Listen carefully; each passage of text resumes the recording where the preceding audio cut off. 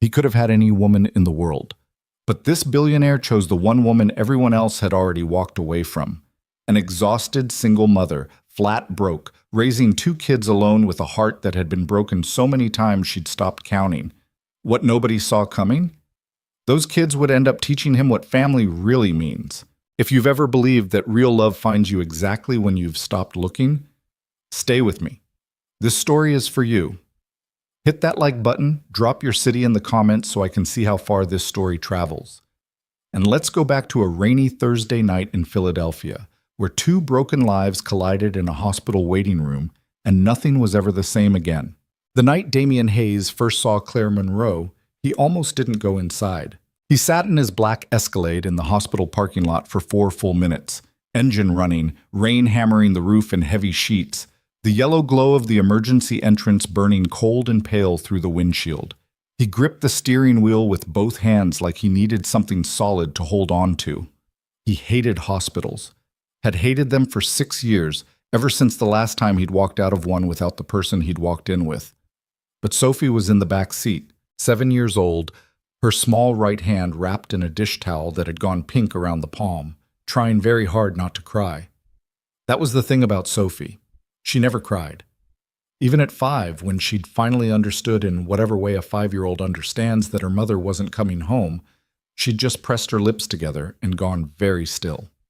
Damian sometimes thought that was the thing that scared him most about his own daughter, how early she had learned to hold things in. "It doesn't hurt that bad," Sophie said quietly from the back seat.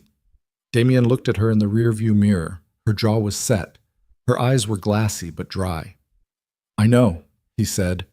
He turned the engine off and got out of the car. The waiting room was exactly what he remembered, that particular shade of fluorescent lighting that made everyone look slightly ill. The hard plastic chairs bolted together in long rows.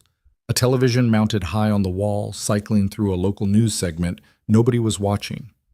The smell of antiseptic and old coffee, and something else beneath it, something human and tired that no amount of industrial cleaning could fully remove. Damian carried Sophie through the automatic doors with her hand pressed against his chest, her head tucked under his chin. He checked in at the front desk, gave their information to a woman who typed without looking up, and then turned to find 2 seats. That was when he saw her. She was sitting 3 rows back from the entrance, beneath one of the harshest overhead lights in the room, which somehow made her more visible rather than less. A woman in pale blue scrubs that had the specific look of clothes worn through a full shift and then worn again, wrinkled in the places that don't unwrinkle, no matter how you sit. Her dark hair was pulled back in a ponytail that had been neat at some point earlier in the day, but was now coming loose at the sides.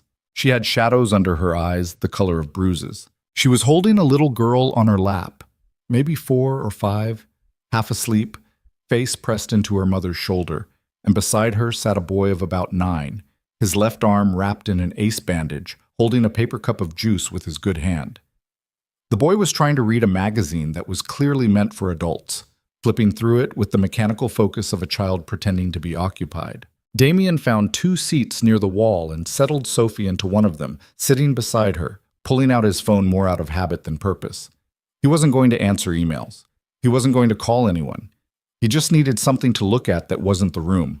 But he kept looking at the room. Specifically, he kept looking at that woman 3 rows back. Not in the way men usually looked at women in his world. Calculating, assessing, already composing the opening line. It wasn't that. It was something harder to name. She was clearly running on empty. Everything about her posture said it. The way her shoulders curved forward slightly, the way she shifted the sleeping girl every few minutes as if her arms had gone numb, but she wasn't going to put her down. And still she was talking quietly to her son, pointing at something in the magazine, asking him questions, keeping him engaged. Even now. Even at whatever hour this was, in a hospital waiting room, after what had clearly been a long and punishing day. Damian watched her and felt something he hadn't felt in a long time. Recognition, not attraction, not yet. Just the strange, quiet recognition of someone who was also exhausted in a way that sleep didn't fix. Well, the juice cup fell 15 minutes later. The boy had been balancing it on the armrest while he turned a page, And then his elbow shifted and the cup hit the floor and the orange juice spread fast across the linoleum in a wide, flat arc that reached the shoes of an older couple 2 seats away. The boy went rigid with embarrassment. "Oh, for heaven's sake," the older woman said sharply, pulling her feet back and looking down at the spreading puddle with the expression of someone who had been personally wronged. "I'm so sorry," Claire said immediately, already moving, setting her sleeping daughter carefully across 2 chairs, standing up, looking around for something to clean it with. "I'm so sorry. He didn't mean to—" "You need to control your children," the man beside the woman said flatly, not looking at her, just stating it, like a fact, like it was obvious. Claire's face did something complicated. The embarrassment was there, visible and hot, but underneath it was something older and heavier. The expression of someone who had heard variations of this sentence so many times that she'd stopped fully flinching. She was already moving toward the nurse's station, asking for paper towels, apologizing again to the receptionist, apologizing to the room in general in that reflexive way some people develop when they've been made to feel like an inconvenience for long enough. Her son had gone very still. He was staring at his feet. Damien was already moving before he'd consciously decided to. He picked up the empty cup from the floor, folded his jacket over his arm, and crouched down to the linoleum. He didn't have paper towels either, but he had the sleeve of his jacket, which was dry cleaning, not a hospital floor, but it was there and it would work. He pressed it against the juice and began mopping it up. "You don't have to do that," Claire said, returning with a fistful of brown paper towels and stopping short when she saw him on the floor. "It's fine," Damien said. "That jacket is—" She stopped, looked at it, clearly recognizing that it cost more than several of her paychecks. "Please don't do that with your jacket. It washes." He took the paper towels from her hand, not in a showy way, just practically, and finished the job. The older couple had already turned away. The moment had passed for them. For the boy, it hadn't. Damien stood up and looked at him directly. "What's your name?" he asked. The boy blinked. He'd been bracing for something else. A lecture, maybe. Or more embarrassment. "Marcus?" he said carefully. "Marcus, you know what I did last month at a board meeting?" Damien said. "Knocked an entire pot of coffee across a table of contracts. In front of 14 people." He paused. "Cost a lot more than orange juice to fix." Marcus stared at him. Then slowly, something in his face loosened. Claire was watching Damien with an expression he couldn't quite read. "Thank you," she said finally. Her voice was quiet and genuine and slightly guarded, the way people sound when they're grateful but haven't decided yet whether to trust it. "It's a waiting room," Damien said simply. "Everyone in here's already having a bad night." He went back to his seat. Sophie was watching him with wide, serious eyes. "Who's that lady?" she whispered. "I don't know," he said. But they ended up sitting near each other for the next 2 hours. Not by design. The room filled up as the night went on, and the available seats clustered naturally, and at some point Sophie fell asleep against Damien's arm, and the little girl woke up and wandered over to look at Sophie with the bold, unself-conscious curiosity of a 4-year-old examining something interesting. "She's sleeping," the little girl announced to Claire. "I can see that, baby. Come back here. She has pretty hair. Emma, come here." "It's okay," Damien said quietly, glancing down at the little girl standing 2 feet from his knee. "She won't wake up. Sophie sleeps like a brick."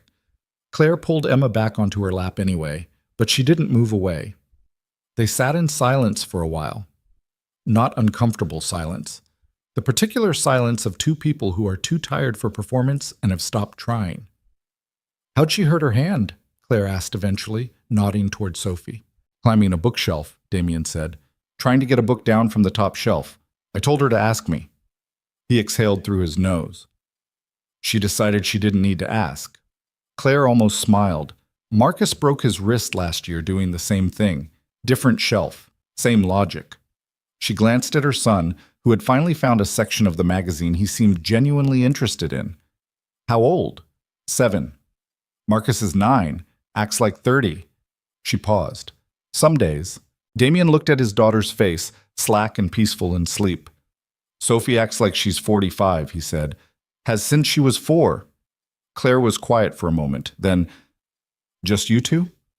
The question was casual, conversational, The kind of thing you ask in a waiting room, but it landed somewhere particular in his chest.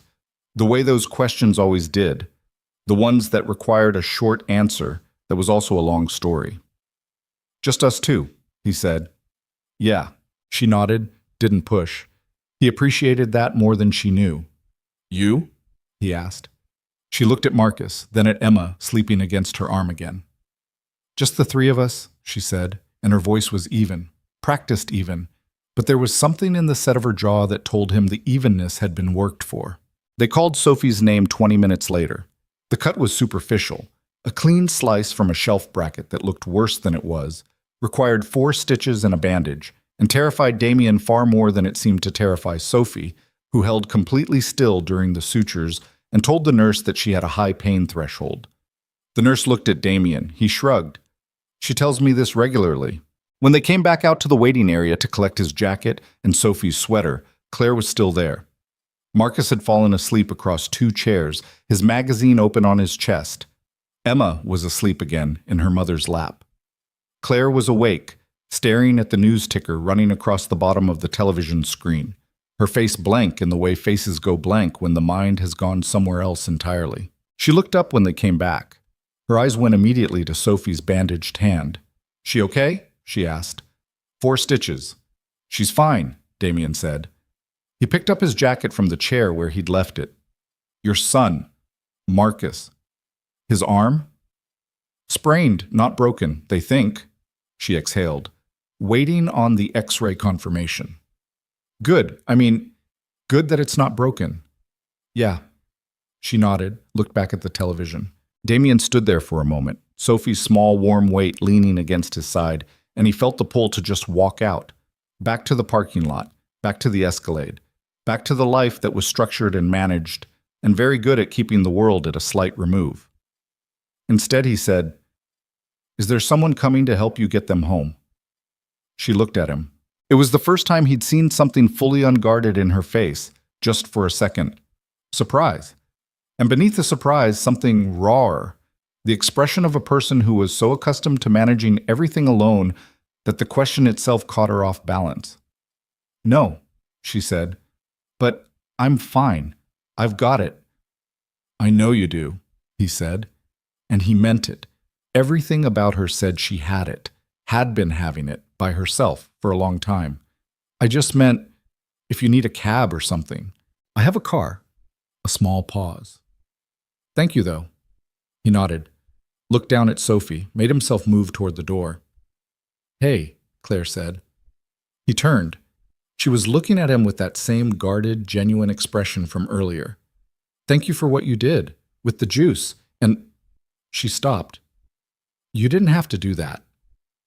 Marcus looked like he needed a break, Damien said simply. Something moved across her face that she controlled quickly. She nodded once. "Yeah," she said quietly. "He did, but—" He thought about her on the drive home. Not obsessively, not romantically, just the way you think about a stranger after an unexpected moment of human contact, turning it over once or twice before it settles. He thought about the way she'd kept apologizing to strangers who hadn't deserved the apology. He thought about Marcus's face when Damien told him about the coffee. He thought about the particular quality of her exhaustion. Not dramatic, not performed, just very real and very well managed. Sophie was asleep again in her car seat by the time they hit the bridge, her bandaged hand resting in her lap, face turned toward the window. "Dad?" she said suddenly, without opening her eyes. He thought she was asleep. "Yeah?" "That boy, Marcus." A pause. He was embarrassed. "I know. You made it better." He didn't answer right away. The rain had lightened to a drizzle, and the city lights were smearing gold across the wet bridge cables. "I tried," he said finally. Sophie was quiet again. Then, "The lady was tired." "Yeah, she was. Like you're tired." He looked at her in the mirror. Her eyes were still closed. "Go to sleep, Soph." She didn't say anything else. Damien Hayes had built his life in 3 distinct phases, and he understood them clearly enough to describe them without flinching. The first phase was the building years, his 20s, when he'd worked with the particular ferocity of someone who had something to prove and wasn't entirely sure yet what it was.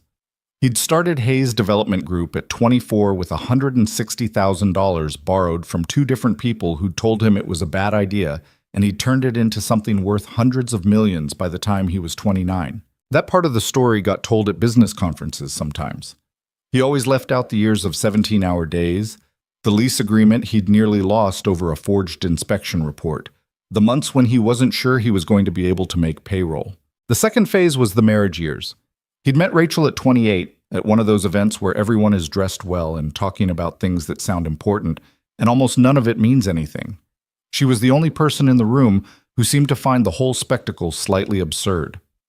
They'd gotten together in the way people get together when they recognize each other, quickly, inevitably, with the slightly startled feeling of finding something you hadn't known you were looking for. Those years were the best of his life. He knew that clearly and without sentimentality. Not because they were perfect. They weren't. He'd worked too much. She'd carried more of the domestic weight than was fair and had told him so directly, which he'd respected even when it made him feel guilty. They'd fought over money once, which seemed ironic in retrospect, and over his mother twice, which seemed inevitable. But they'd also built something real together, a home that felt inhabited, a life that had texture. Sophie had been born when he was 29. He'd held her in the delivery room with the specific terror of someone who understood for the first time that love could be this immediate and this total, and that was exactly what made it so frightening. Rachel had laughed at his face. He'd looked at her over Sophie's head and felt something he still didn't have a word for. Then Rachel had gone to see her college roommate in Boston for a long weekend when Sophie was 14 months old. She never came home. The accident had been on a Tuesday, on a wet stretch of interstate outside of Providence, and it had involved a pickup truck and a driver who later tested positive for 3 different substances, and it had lasted approximately 11 seconds, according to the police report. The time it took for the truck to cross the median and impact the driver's side of Rachel's car, and for Rachel's heart to stop. 11 seconds. Damien had spent the following 2 years in a state he'd never adequately described to anyone. Not grief, exactly, though it was grief. More like the experience of having the entire architecture of your life removed overnight and being left standing in the space where it used to be, expected to function. He'd functioned. He'd gotten Sophie through toddlerhood into childhood, kept the company running, hired the right people, bought the right buildings. He'd done all of it, but there was a layer beneath the functioning where the light had gone out and stayed out, and he'd gotten used to it the way people get used to anything. Because the alternative was not getting used to it. He was good at his job. He was good at being Sophie's father in the specific ways he'd taught himself. Showing up, being present, learning her preferences and her rhythms, making sure she felt secure in the particular way that children who have lost a parent need to feel secure. He was good at those things. He was not good at letting people in. Had not been really since the night in Providence when the last person he'd fully let in had disappeared from the world in 11 seconds. The offices of Hayes Development Group occupied the 32nd through 35th floors of a glass tower in Center City, Philadelphia, and on the Monday morning after the hospital visit, Damien was in his corner office by 7:15, going through the site assessments for a mixed-use development project in Fishtown that his team had been working on for the better part of a year. His assistant, a quietly efficient woman named Patricia, who had worked for him for 4 years and knew better than to ask how his weekend was, brought him coffee and his calendar and a note that his 11 o'clock had asked to push to 1:30. "Fine," he said, without looking up. Also, Sophie's school called, something about the costume for the class play next week. They need to know by Wednesday. He looked up. "What class play?" Patricia looked at him. "Right," he said. "I'll call." She left. He went back to the site assessments and got approximately 4 minutes of work done before he put the papers down and looked out at the city below him and thought about a woman in a hospital waiting room with shadows under her eyes and a sleeping child on her lap and a son whose face had gone rigid with humiliation over a spilled cup of juice. He didn't know why he was still thinking about her. He picked up the site assessments and went back to work. He saw her again 3 weeks later. He was picking Sophie up from school, one of the twice-weekly days when he did it himself rather than sending their housekeeper, Margaret, and he was running 5 minutes late because of a conference call that had run long, and he was walking fast through the parking lot trying to make up the time when he nearly walked into her. She was coming out of the school's main entrance with Emma on her hip and Marcus a half step behind, moving with the same efficient, slightly harried energy he'd clocked in the hospital waiting room. She saw him the same instant he saw her, and for a moment they both stopped. She looked startled, then something settled in her face. "Hospital Dad," she said. He blinked. Am I Hospital Dad?" "I didn't know your name," she said simply. She shifted Emma on her hip. "Your daughter goes here?" "Sophie, 2nd grade. You?" "Marcus is in 4th. Emma's in pre-K." She glanced toward the building. "They do afternoon pickup at the same time, which is logistically impressive," he said. "Chaotic," she said. "The word is chaotic." He almost smiled. "Damien," he said, extending his hand. "Damien Hayes." She shook it with her free hand, Emma dangling from the other arm, unimpressed by the introduction. "Claire Monroe." "How's Marcus's arm?" "Sprained, like they thought. He's fine. Annoyed that he can't play basketball for 3 weeks, but fine." She looked at his hand. "Sophie's stitches?" "Out last week. She's telling everyone she has a scar." "Does she?" "Barely, but she's committed to the narrative." Claire looked at him for a moment. Not unfriendly, just measuring, the way people measure when they're being careful. "Well," she said, "good to know they're both okay." "Yeah." He paused. "Are you—" He stopped himself because the question forming in his head was about whether she had someone helping her, which was not his business and which she'd already answered in the waiting room. "Are Marcus and Emma in the after-school program?" "Monday, Wednesday, Friday," she said. "I work nights, so I pick up the other days when I can." She said it neutrally, factually, not inviting comment. "What do you do?" "Nursing assistant, Jefferson Hospital." She said it the same way, direct, without apology, without the slight lift in delivery that people use when they want you to be impressed. Sophie came flying out of the building at full speed and crashed into Damien's side with enough force to rock him sideways. "Dad, you were late!" 4 minutes. 5. 4.5. Sophie looked at Claire, then at Emma, who was staring at her with round, interested eyes. "Hi," Sophie said.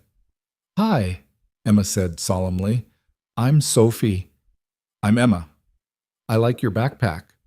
Emma looked down at her backpack, which had a cartoon dinosaur on it, considered the compliment gravely, and appeared to accept it.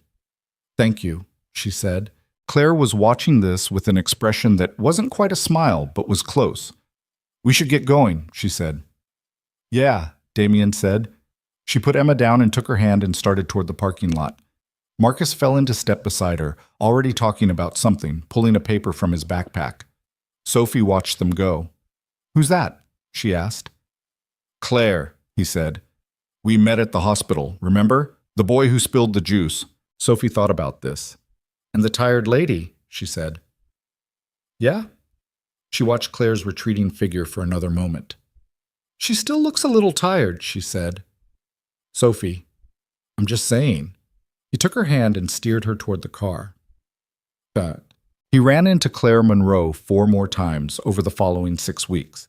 Once at the grocery store on a Sunday afternoon, where she was in the cereal aisle with a calculator on her phone, comparing unit prices between 2 boxes with the focused attention of someone who needed the math to work.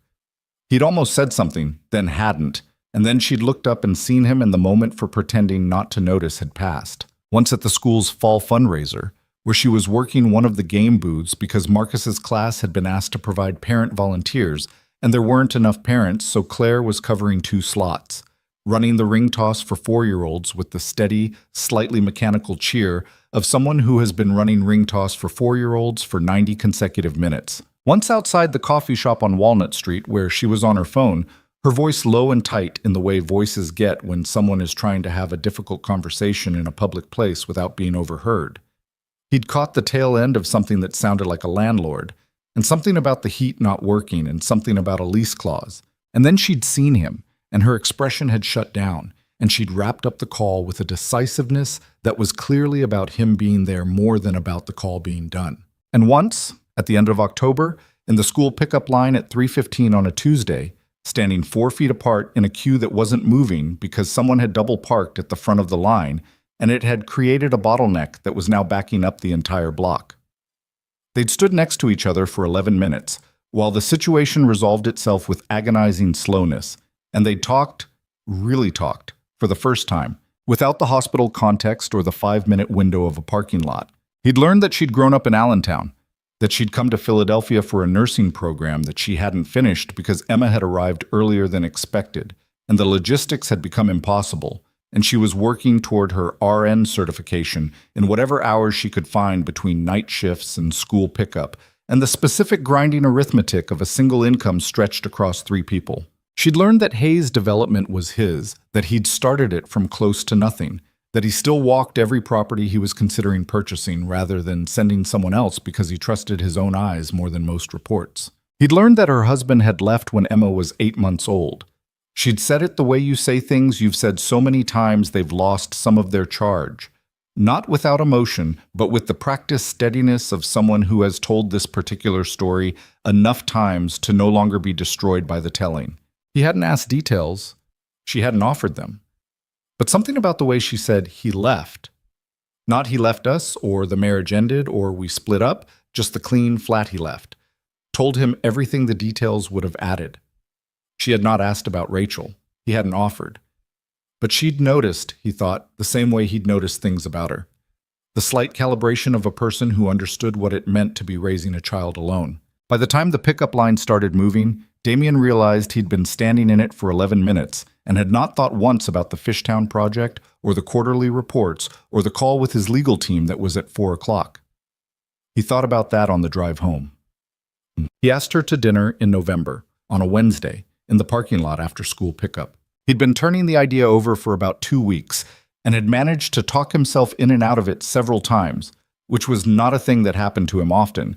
Damien Hayes was, professionally and personally, a person who made decisions and acted on them. But this felt different.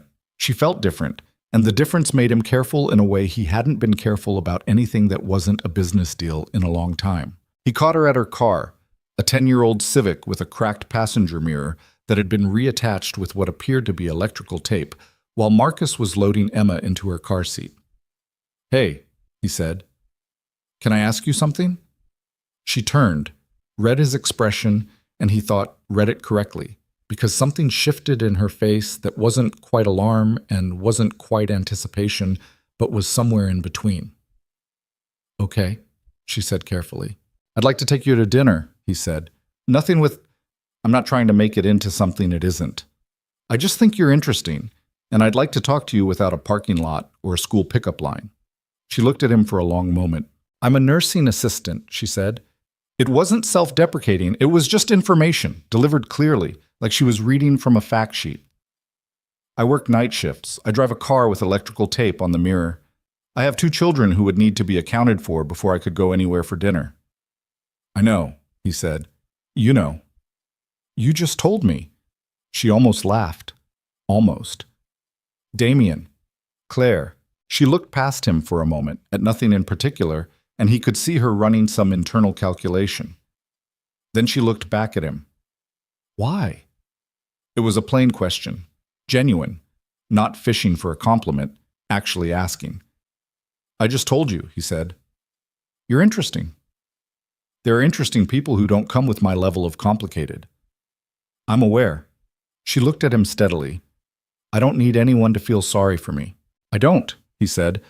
"I feel like you've managed things that would have flattened most people, and I'm curious about who you are outside of managing things." Something moved across her face, quick and complicated and controlled fast. "Okay," she said finally. He blinked. "Okay." "Don't make it weird." She opened her car door. "Next Friday, I'll see if my neighbor can sit with the kids." He stood in the parking lot and watched her pull out, and Sophie appeared at his elbow. "Did you ask the tired lady to dinner?" she said. He looked down at her. "How did you—" "I could tell." She considered this. "Good. She should eat more." He stared at his 7-year-old. "What?" Sophie said. "The restaurant was a place on Spruce Street that Damien liked. Not ostentatious, not trying to be impressive, just good food and low lighting and tables spaced far enough apart for actual conversation. He'd been there a dozen times. It felt like a reasonable choice. Claire walked in wearing a blue dress that she'd clearly put thought into and was now slightly second-guessing because she tugged the hem of it once after she came through the door and then stopped herself. And when she saw him, she had the expression of someone who was going to refuse to be nervous about this. "Hi," she said. "Hi," he said. "You look—" "Please don't," she said. "Like someone who got a full night's sleep, which I'm guessing was not an accident." She paused. Then, "I took the day shift yesterday specifically to make sure I wasn't working tonight. So," a small, self-aware smile. "It was not an accident." They sat. They ordered. The first 20 minutes had the particular energy of two people who are both comfortable with silence trying to figure out which of them was going to go first. And it was Claire who went first, asking him about the Fishtown project in a way that made it clear she'd paid attention in the parking lot conversations. And the conversation opened up from there. She was sharper than her exhaustion usually allowed to show. He'd sensed that in fragments, the way she framed questions, the precision with which she'd laid out her situation in the parking lot earlier in the fall. But over dinner, with a full night's rest, and the slightly loosening effect of a glass of wine and a situation that didn't require her to be managing anything, she was formidably sharp. She had opinions about the city, about what was happening to neighborhoods she'd watched change, about hospital policy and the gap between nursing assistants and nurses, and what the actual difference was in the day-to-day work.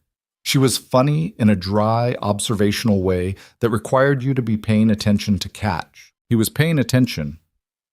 Halfway through the entree, she put her fork down and said, "I need to tell you something." He waited.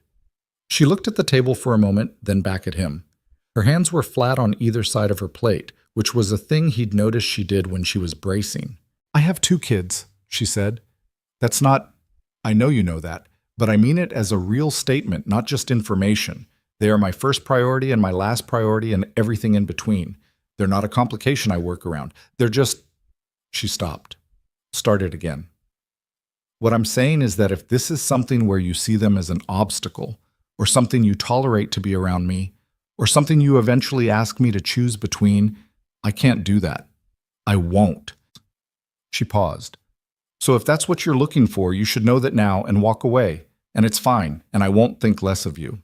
She said it evenly, firmly, with the particular dignity of someone who had delivered the speech before and been answered badly, and was delivering it again anyway because it was still the truth. Damien looked at her. "Can I see a picture of them?" he said. She blinked. "What?"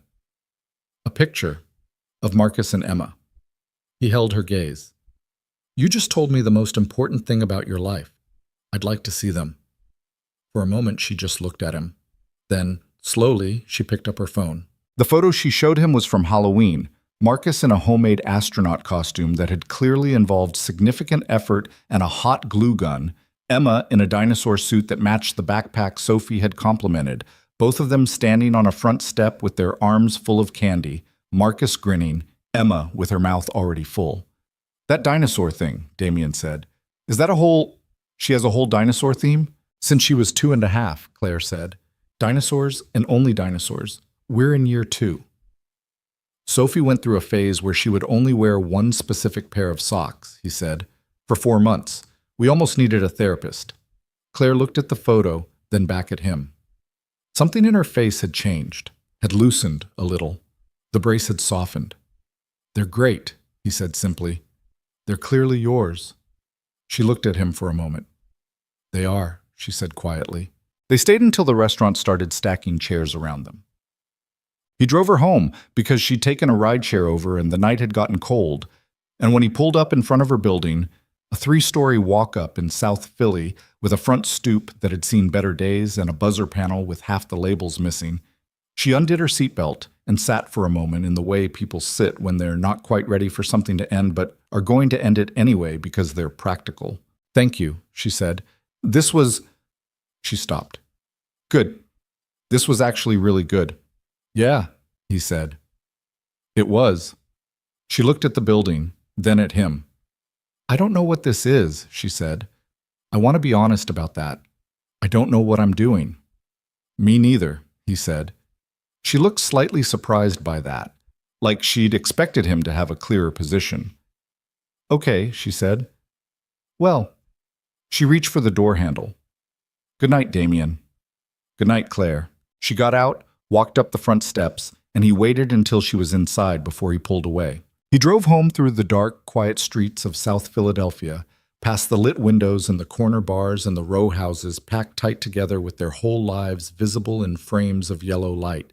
And he thought about the way she'd put her hands flat on the table when she was bracing for something, and the way her face had changed when he'd asked to see the picture, and the very particular things she'd said.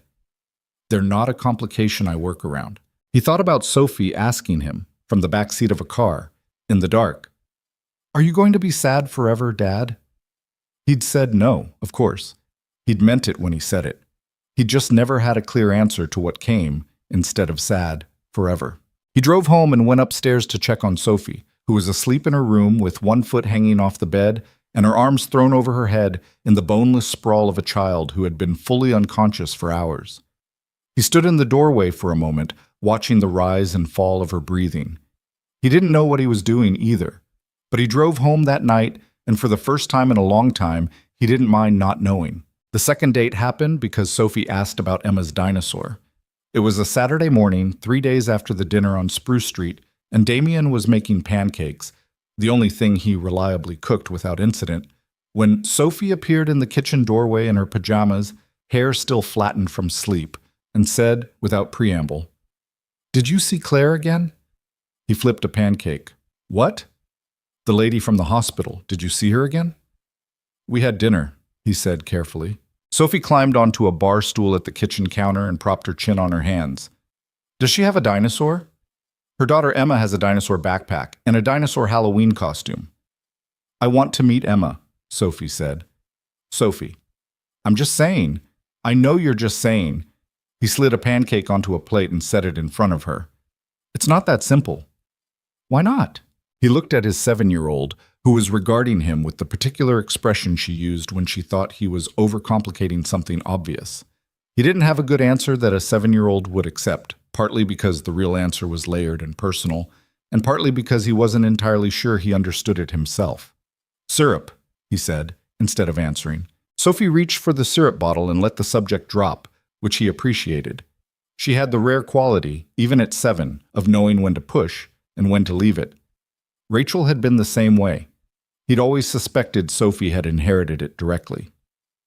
He called Claire that afternoon. She picked up on the 4th ring, slightly out of breath, with the sound of Emma in the background demanding something with the relentless persistence of a 4-year-old who has decided that now is the moment. "Hold on," Claire said, away from the phone. Then, "Emma, I will look at the dinosaur in 1 minute. I'm on the phone." A brief pause. "Sorry," she said to Damien. Hi. Bad time." "It's always a bad time," she said, and he could hear the smile in it. "What's up?" "Sophie wants to meet Emma," he said, "because of the dinosaur thing." A beat of silence. Then Claire said, carefully, "Did Sophie decide this? Or did you decide this? And Sophie is your cover story." He paused. "Both," he said. "Honestly, both." She laughed. It was the first time he'd heard her laugh properly. Not just almost laugh, not just the controlled near smile from the parking lot, but actually laugh, unguarded, the kind that gets away from you before you can decide whether to let it out. It only lasted a second, but it landed on something in his chest like a hand pressing gently on a bruise. "The park on Christian Street," she said. "Tomorrow at 2. Don't be late this time." He was on time. The park was a small neighborhood square with a fenced-in playground in the corner and a row of benches along the south side where the afternoon sun came in at a good angle in November. Emma and Sophie found each other within 45 seconds in the way that small children find each other. No introduction required, no preamble, immediate and total mutual interest based solely on proximity and shared access to a slide. Within 3 minutes, they were at the top of the play structure together, Emma narrating something to Sophie with great authority, Sophie listening with complete seriousness. Marcus sat on a bench with a book, which appeared to be his natural state. "He always does that?" Damien asked. Claire was watching the girls on the slide. "Since he learned to read, I used to try to make him put it down and socialize." She paused. "Then I realized he was socializing fine. He just does it through books first, people second. The books are how he decides if people are worth the people part. What's he reading? She glanced over. Some science thing about black holes. His teacher gave it to him. She said it with the particular tone of a parent who is proud of something and trying not to make a big deal of it. Damien looked at Marcus, the kid sitting alone on a bench with a black holes book at age 9.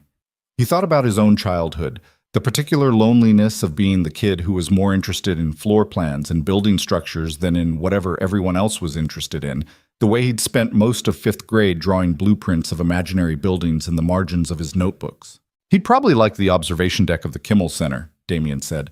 Good sight lines to the sky. Claire glanced at him. He would love that, actually, she said. Then, more carefully, you don't have to do that. I know. I mean it. You don't have to perform interest in my kids to impress me. He looked at her. I'm not performing. She held his gaze for a moment. The directness of it was something he'd already noticed about her. She looked at you when she was trying to figure something out, fully, without the social deflection most people used. It could be uncomfortable if you weren't prepared for it. Okay, she said. Marcus, Damien called. The boy looked up from his book with the slightly dazed expression of someone returning from a significant distance. What's a black hole do to time? Damien asked. Marcus stared at him. Then his face did something, shifted, opened up, recalibrated entirely. He put the book down on the bench beside him and turned his whole body toward the question. Okay, so time dilation is... He stopped, started over. You know how gravity works, right? Damien sat down on the bench. 40 minutes later, Claire said, Marcus, let the man breathe. Marcus, who had at some point in the conversation stood up from the bench to gesture more effectively at the sky, stopped mid-sentence. He looked at Damien, suddenly aware again of where he was and who he was talking to. The enthusiasm retreated slightly behind the 9-year-old caution. Sorry, Marcus said. Don't be, Damien said. You were explaining something. Finish it. Marcus looked at his mother. She gave a small shrug that meant suit yourself. He turned back to Damien and finished the explanation. Claire watched them from the other end of the bench, not participating, just watching. The girls had abandoned the slide in favor of some elaborate game in the sandbox that appeared to involve dinosaurs ruling the solar system. The afternoon light had gone gold and low. She had her hands wrapped around a paper coffee cup that had been empty for 20 minutes, and she wasn't looking at her phone, and she wasn't mentally somewhere else. She was just there. It had been a long time since she'd been able to just be somewhere. She noticed that with the specific awareness of someone who doesn't get it often enough. The 3 weeks after the park were not a romance in any clean narrative sense. They were fragments. A text thread that started because Claire had sent a link to an article about a Philadelphia zoning dispute that she'd thought of him while reading, and he'd responded, and then they'd kept responding back and forth until the conversation had migrated from zoning to hospital staffing policy to whether Marcus's black hole explanation had been scientifically accurate, which Damien had looked up and reported back. And then somehow it was midnight and he was still texting a nursing assistant in South Philly about gravitational time dilation. They had coffee twice during her afternoon windows between shifts and school pickup, at a place on Passyunk that was halfway between Jefferson Hospital and her apartment. He learned that she took her coffee with 1 sugar and no milk, and that she'd been doing it that way since she was 17, which struck him as the kind of specificity that told you something about a person. Not what exactly, but something. She learned that he'd bought his first development property, a rundown duplex in Kensington, at 23 by convincing a seller to accept a deferred payment structure because he hadn't had enough cash to close otherwise. Did that actually work? She asked. It worked because the seller was also 23 and didn't know it wasn't standard practice, he said. We were both making it up. She looked at him over her coffee cup. You've been making it up the whole time, haven't you? Everyone is, he said. Some people just have better offices while they do it. She went quiet for a moment, turning the cup in her hands. I used to think that, she said, that everyone was figuring it out as they went, and I was the only one who felt like I was behind. And then she stopped, started over. And then things got harder, and I realized that some people had real safety nets. And that makes a bigger difference than the attitude does. Yeah, he said, it does.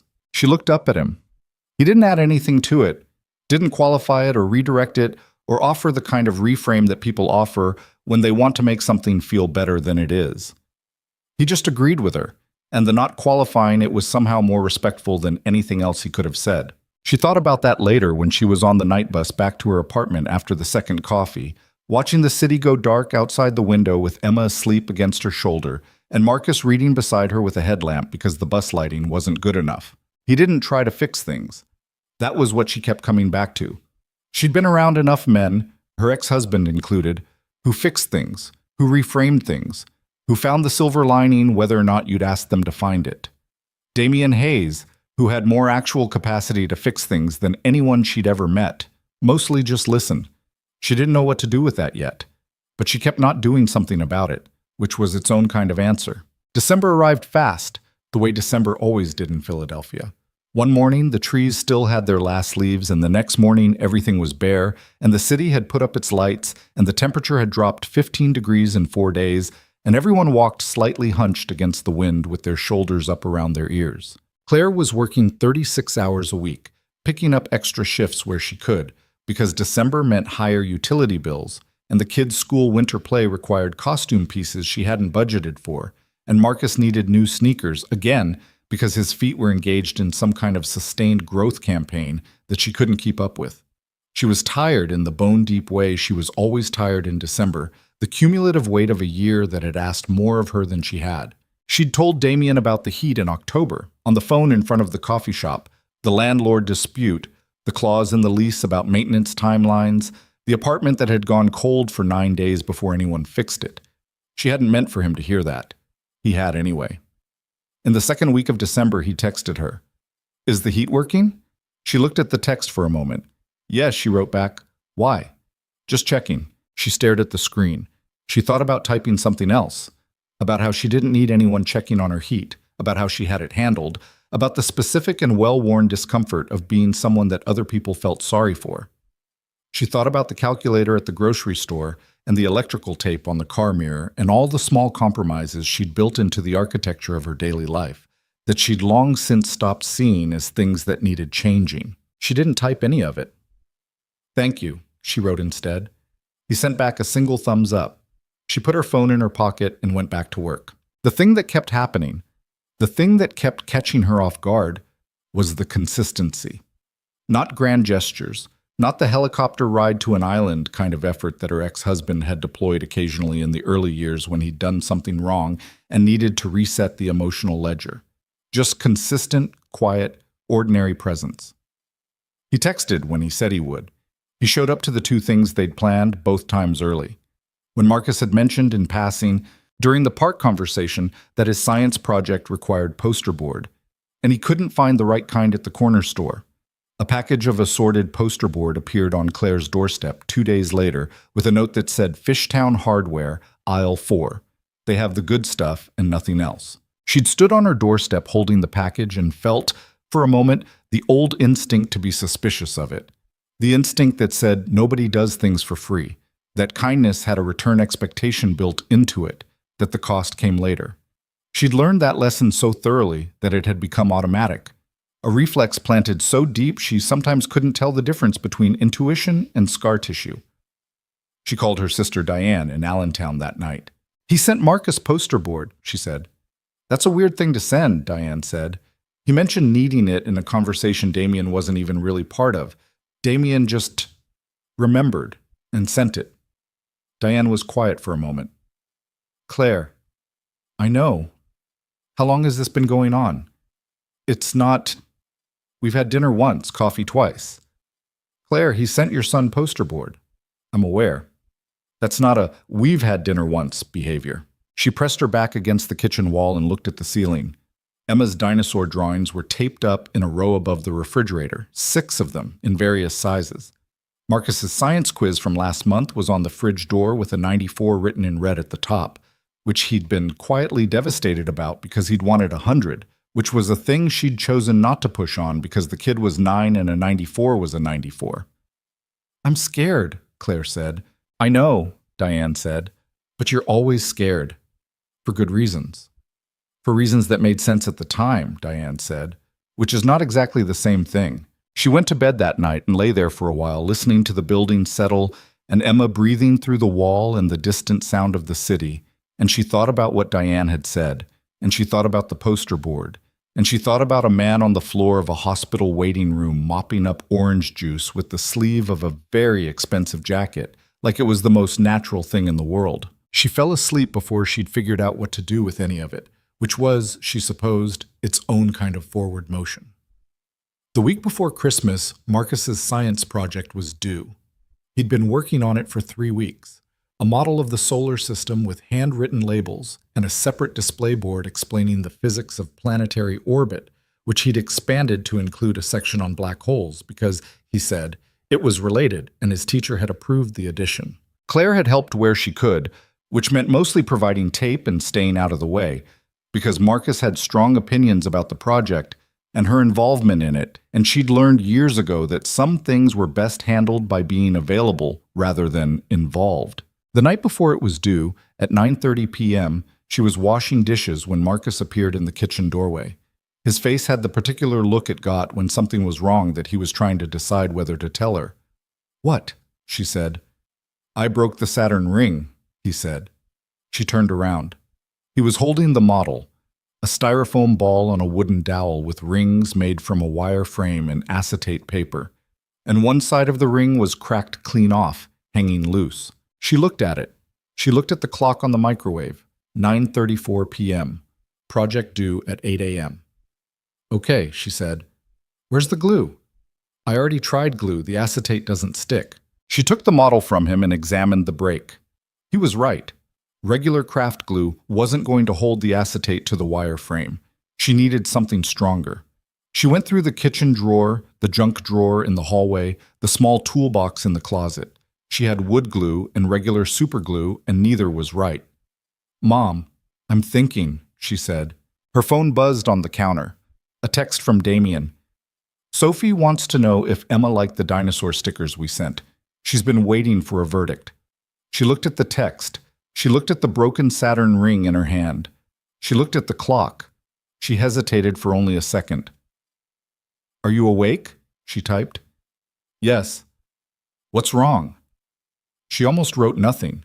The word was right there, automatic, the answer she gave when she didn't want to ask for help, which was most of the time. Saturn ring broke. School project. Due tomorrow, 8 a.m. Need something that bonds acetate to wireframe, and I don't have it. The response came back in under a minute. Epoxy. I'll be there in 20 minutes. "Who are you texting?" Marcus asked. "Damien." Marcus looked at her, then at the broken ring. "You called him for a school project?" "He offered," she said, which was a slight reframing of events, but directionally accurate. "It's almost 10 o'clock. "I know what time it is, Marcus." Her son was quiet for a moment. He had the focused, measuring quality when he was thinking something through. The same quality he'd had at the park when he'd decided to trust Damien with the black hole explanation. "Okay," he said finally. Damien arrived in 22 minutes with a 2-part epoxy kit, a set of small clamps, and a piece of replacement acetate. He'd stopped at a 24-hour hardware store on the way. Claire opened the door and took one look at him. Coat still on, slightly out of breath from the stairs, hardware store bag in hand, and felt something move in her chest that she made a note of and did not address right then. "The acetate might not match exactly," he said, coming inside. "But I got the closest thickness they had." "Thank you," she said. "You really didn't have to—" "You said it was due at 8. Where's Marcus?" Marcus was at the kitchen table with the model, and when Damien came in, the boy looked up with an expression that moved quickly through several things. The wariness, the assessment, the grudging admission that the situation had been improved by this arrival, and landed somewhere close to relief. "The break is clean," Damien said, examining it. "That's actually good. Should bond straight." "I tried regular glue," Marcus said. "Acetate needs epoxy." Damien set the hardware bag on the table. "You want to do it, or you want me to do it?" Marcus thought about this seriously. "You do it, but I watch." "Deal." Claire stood in the kitchen doorway and watched them at the kitchen table at 10 p.m., Damien's coat still half on, explaining 2-part epoxy to a 9-year-old who was watching the process with his chin propped on his hands and asking precise follow-up questions. and she had the overwhelming, slightly terrible feeling of someone watching something they want very badly and are very afraid of wanting. She made tea. She needed something to do with her hands. The ring was repaired by 10:45. Damien held it under a small clamp while the epoxy cured, and Marcus sat across from him and asked about the replacement acetate and whether the optical properties were the same as the original. And Damien said he genuinely didn't know, but the weight and thickness were close. And Marcus accepted this with the scientific rigor of someone who understood the difference between a known fact and a reasonable approximation. At 11, Marcus went to bed. He said goodnight to Damien with the specific casualness of someone who has decided something privately and isn't going to announce it. Claire poured tea she hadn't offered and put a mug in front of Damien, who had finally taken his coat off and was sitting at the kitchen table with the Saturn model between them, the clamp holding the ring steady. "You didn't have to do this," she said. She sat down across from him. "You asked," he said simply. "I know, but you—" She stopped, wrapped her hands around the mug. "I'm not good at asking for things. That took a lot for me." He looked at her, not with the soft, indulgent expression that people sometimes used with her, the expression that meant they found her hardship touching in a distant sort of way. Just looked at her steadily, like what she'd said was important and he was treating it as such. "I know it did," he said. "I want you to know I'm not going to be someone who calls you every time something breaks." "Claire, I mean it. I handle things. I have always handled. I know you handle things," he said. He wasn't cutting her off. His voice was even, direct, the way he got when he was saying something he'd thought about. "You've been handling things alone for years and you're exceptionally good at it. But you asked me for help tonight and I came. Those are both okay." She looked at the mug. "I spent a year after Kevin left not asking anyone for anything," she said. Kevin was the first time she'd used her ex-husband's name with Damien. She noticed that but didn't stop. "Because I'd asked him for things, and he'd used it as evidence that I was too much work. So I stopped asking." She paused. Old habit. Damien didn't say anything for a moment. She felt the silence and waited for him to fill it with something. Reassurance, or the obligatory comment about what kind of person Kevin must be, or the reframe that turned her experience into something easier to hold.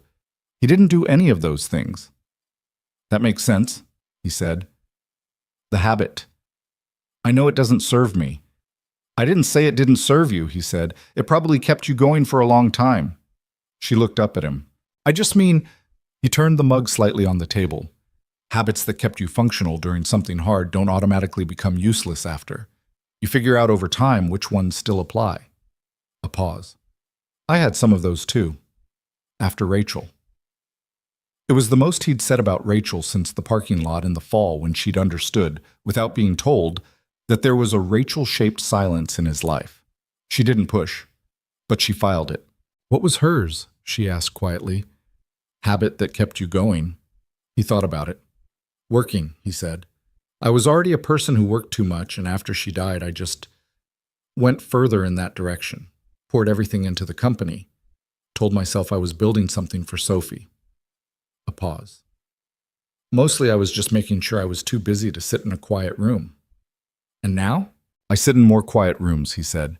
"It's still not comfortable." He glanced toward the hallway where Marcus's room was. "Sophie started asking me if I was going to be sad forever when she was 5. "What did you tell her?" "I told her no." He looked back at Claire. "I wasn't sure if it was true." She looked at him across the kitchen table with the Saturn model between them and Emma's dinosaur drawings on the wall above the refrigerator, and the city quiet outside and Marcus's sneakers by the door, one untied, and she thought, this is what it looks like. Not the version with clean edges and perfect timing and a clear emotional arc. This version, kitchen table, 10 p.m., borrowed epoxy and old habits, and 2 people who'd both been through something and were both still figuring out what came next. "I should let you get some sleep," Damien said, beginning to stand. "The clamp needs to stay on until morning," she said. "You'll want to check that before Marcus takes it to school." He stopped. "You can sleep on the couch," she said. "It's fine. It pulls out." He looked at her. "I'm not—" She felt the heat in her face. "I just mean the project. I want you to check it before he takes it." "I know what you meant," he said. He slept on the couch.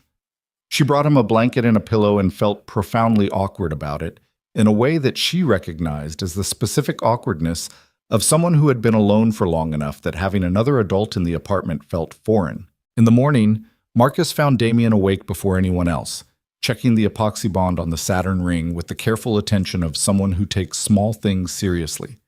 Marcus stood in the kitchen doorway in his pajamas and watched him. "Is it good?" Marcus asked. Damien worked the clamp loose carefully, held the ring up to the morning light coming through the window, checked both sides of the bond. "It's good," he said. Marcus came over and took the model, examined it himself. The ring was solid. You could barely see the repair line unless you knew where to look. "Cool, Marcus said. He went back to his room to get dressed. Damien put the clamp back in the hardware bag. Claire was in the kitchen making coffee, her back to him, and she didn't turn around immediately when he came in. He sat at the table and waited. She turned and set a mug in front of him. "Marcus got a 94 on his last quiz," she said. "He was upset about it." "Why?" "Wanted 100. Damien looked at the quiz on the refrigerator. "He's going to be all right," he said. "I know," she said. She sat down across from him. "I know he is." They drank their coffee while the apartment came alive around them. Emma's feet on the floor overhead, the sound of Marcus's shower, the particular early morning sounds of a household starting its day. And it wasn't quiet exactly, but it was peaceful, and that was different. The thing about the weeks that followed was that they didn't announce themselves as anything. There was no moment where either of them said, "This is what this is," or "We are doing this now." It just kept happening. The texts, the coffees, the afternoon at the park, the night with the Saturn ring, and then more after that. A Saturday when Sophie and Emma spent 4 hours together, and Marcus showed Sophie how to find constellations on a star map, because Marcus had gotten a star map as an early Christmas present and needed an audience. An evening when Damien came to the school winter concert and stood in the back with Claire, and they watched Marcus play the triangle in the 4th grade percussion section with the absolute, focused concentration of someone who had decided that the triangle was going to be played correctly, and Claire pressed her lips together to keep from laughing, and Damien had to look away for a second for the same reason. A Sunday afternoon when Damien was supposed to be reviewing site plans, and Sophie was supposed to be doing the reading she'd been putting off all week. And instead they were both at Claire's kitchen table because Emma had asked Sophie to come over and help her name a new set of plastic dinosaurs. And Sophie had agreed with the gravity of someone who understood the importance of the task, and somewhere in the course of the afternoon it had become a group project. "This one is a Brachiosaurus," Emma said, holding up a long-necked green figure. "I think that one is actually an Apatosaurus," Marcus said from the other side of the table where he was ostensibly doing homework. Emma looked at the dinosaur, then at Marcus. "His name is Gerald," she said.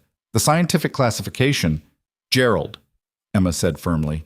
Marcus opened his mouth, looked at Damien, who was watching with his chin resting on his hand and his site plans untouched beside him, and closed his mouth again. "Gerald," Marcus said. "Thank you," Emma said, and moved on to the next dinosaur. Sophie caught Damien's eye and gave him the look she used when something met her standards. He almost laughed.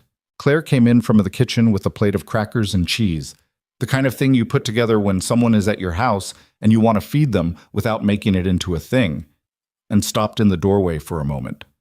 She looked at the 4 of them at her kitchen table, her son reluctantly accepting the naming of Gerald, the technically not Brachiosaurus, her daughter holding court over a plastic herd of dinosaurs, Sophie Hayes conducting herself with enormous diplomatic seriousness, and Damien watching all of it with an expression she recognized. It was the expression of a person who is somewhere they didn't fully expect to be and is realizing they don't want to leave. She knew the expression because she'd caught it on her own face twice in the past week, in the mirror when she wasn't expecting it. She put the crackers on the table and went back to the kitchen and stood at the counter for a moment with her back to the room, listening to Emma argue with herself about whether a triceratops should be named Brian or Svetlana, and she let herself, just for a moment, feel it, all of it, the warmth of it, the specific and frightening warmth of something growing in a place she'd been sure had stopped growing. She felt it, and she was afraid of it, and she didn't do anything about the fear, and she went back to the room. There were things she didn't tell him still. She didn't tell him about the month in January 2 years ago when she'd been 2 weeks behind on rent and had eaten peanut butter sandwiches for 8 straight days while making sure Marcus and Emma didn't notice anything was wrong. She didn't tell him about the way Kevin had left. Not just that he'd gone, but how he'd gone. The specific and methodical way he'd dismantled 4 years of a shared life, the way he'd said, near the end, that she was exhausting in the tone people use when they want to make their leaving feel like your fault. She didn't tell him that she'd believed it for a while. She wasn't ready to. And something in the way Damien moved through her life, patient, unhurried, not pushing on the parts she'd closed off, made her feel like she had time to get there. What she did tell him, over coffee one Tuesday morning in late December, was this. Kevin came to see the kids last Easter. Damien was quiet, waiting. He showed up at my door with presents, told Marcus he'd been traveling for work, told Emma he missed her. She wrapped both hands around her mug. Emma didn't know him. She's only 4, right? She barely remembers him at all. She looked at him like he was a stranger, which, essentially, he is. She paused. Marcus knew who he was. He stood in the doorway and looked at his father for a long moment, and then he said, "We were eating lunch," and went back to the table. Damien didn't say anything. Kevin stood there for a minute, and then he left. She set the mug down. He hasn't come back since. The silence stretched between them. Not uncomfortable, just real. How was Marcus after? Damien asked. It was the right question. Not how were you, not what a bastard, not the reframe or the reassurance. Just, how was Marcus? Quiet for a day, she said. Then fine. Or, what looks like fine. That's the age where they decide what they're going to do with things, Damien said. Whether they're going to put it down or carry it. Yeah, she looked at him. How do you help them put it down? He was quiet for a moment. I don't know if you help them exactly, he said. I think you make sure they see you not carrying it. You model the putting down. She thought about that for a long time after he left, sitting in the coffee shop with her empty cup, watching the street outside fill up with lunch hour foot traffic, people in their winter coats moving fast against the cold. 2 days before Christmas, something shifted. She was working the evening shift, 7 p.m. to 3 a.m., which was the hardest shift because the hospital got quieter, and the nights got long, and the tiredness became a specific, meditative kind of tired that sometimes made things clear and sometimes made them worse. She was doing rounds at 11 when one of the other nursing assistants, a woman named Priya, who had worked with her for 2 years, came up beside her in the hallway. Somebody came and fixed the radiator in the east break room, Priya said. Claire looked at her. What? Like someone called a repairman? It's been broken since September. We've been freezing in there for 4 months. Priya paused. I asked the front desk. They said somebody filed a maintenance complaint directly with the hospital facilities board on behalf of the nursing staff, anonymously. Claire stood in the hallway. That's weird, right? Priya said. Who does that? Claire said nothing for a moment. Yeah, she said. Weird. She texted Damien at midnight from the break room in front of the radiator that was now working. Did you file a maintenance complaint with Jefferson's facilities board about the East Wing break room? The response came back 3 minutes later. The nursing staff shouldn't be freezing in their break room. It's a basic working condition issue. She stared at the screen. She typed several responses and deleted them. She stared at the radiator. You are so strange, she finally wrote. Is the room warm? She looked around the small break room, the table with the scratched surface, the old coffee maker, the chair with the broken armrest that someone had fixed with a zip tie, Priya's mug with the cartoon cat on it sitting in the drying rack. Yes, she wrote. Good. She put her phone in her pocket and sat down at the table in the warm room, and it was midnight at Jefferson Hospital, and she had 3 more hours on her shift and a calculus of daily life that hadn't changed at all since summer. And she felt, quietly and without making anything of it, that something had. She didn't examine it too closely. She just let it sit there in the warm room in the middle of the night, like something that belonged. Marcus's project came back 2 weeks into January with a note from his teacher that said, Best black hole section I've seen in 10 years of teaching this grade. Well done. Claire put it on the refrigerator beside the 94, and when she texted Damien the photo, he sent back 3 words. Told you so. She smiled at her phone in the hospital parking lot at 6:45 a.m., still in her scrubs, her car warming up in the January cold, and she smiled in the specific way of someone who has stopped fighting something they were never going to win. The planetarium had been Marcus's idea first, not in any grand sense. He'd mentioned it once in November, almost in passing, while he was explaining orbital mechanics to Damien at the park, gesturing at a sky that was too bright with city light to show him what he actually wanted to show him. The Franklin Institute has a sky show on Saturdays, he'd said. It's not the same as real dark sky, but it's better than nothing. And then he'd moved on to something else, the way 9-year-olds do, topic to topic, without ceremony, and Damien had filed it without comment. He took Marcus in February, on a Saturday when Claire was working, and Emma was with Claire's neighbor, the reliable Mrs. Okafor, who smelled like lavender and let Emma watch too much television, and whom Emma loved with a devotion she expressed by drawing her portraits of dinosaurs. Damien had texted Claire the morning before. "Can I take Marcus to the Franklin Institute tomorrow?" "The planetarium." She'd taken longer to respond than usual. When she did, it was, "You don't have to do that." He'd written back, "I know, can I take him?" Another pause. Then, "He'll talk your ear off the entire time. I'm counting on it." She'd sent a thumbs up, and then, after a moment, "Thank you." Marcus, to his credit, did talk the entire time. Through the lobby, through the exhibits, through the 45-minute wait in the line that snaked around the main hall, pointing at things, asking questions of Damien, and occasionally of strangers near them who looked like they might know the answers. He was not a shy child, Damien had come to understand, just selective. He spent his energy on things that interested him, and the universe interested him enormously. In the dome of the planetarium, when the lights went down and the projected sky bloomed across the ceiling, the Milky Way in a sweep of cold white light, the constellations named and traced in slow gold lines, Marcus went completely quiet for the first time in 2 hours. He sat beside Damien with his chin tilted up and his hands flat on his knees, and he was just still. Just a 9-year-old kid looking at the stars. Damien looked at him and then looked up at the ceiling himself, and in the dark and the quiet he felt something simple, something that had nothing to do with business or architecture or any of the things his brain was usually running in the background. Just the particular feeling of being somewhere that mattered, with someone who needed to be there. Afterward, in the museum cafe, Marcus ate a pretzel and Damien drank bad coffee, and Marcus said, "My dad used to say he'd take me to places like this." Damien didn't react outwardly, just waited. "He never did," Marcus said.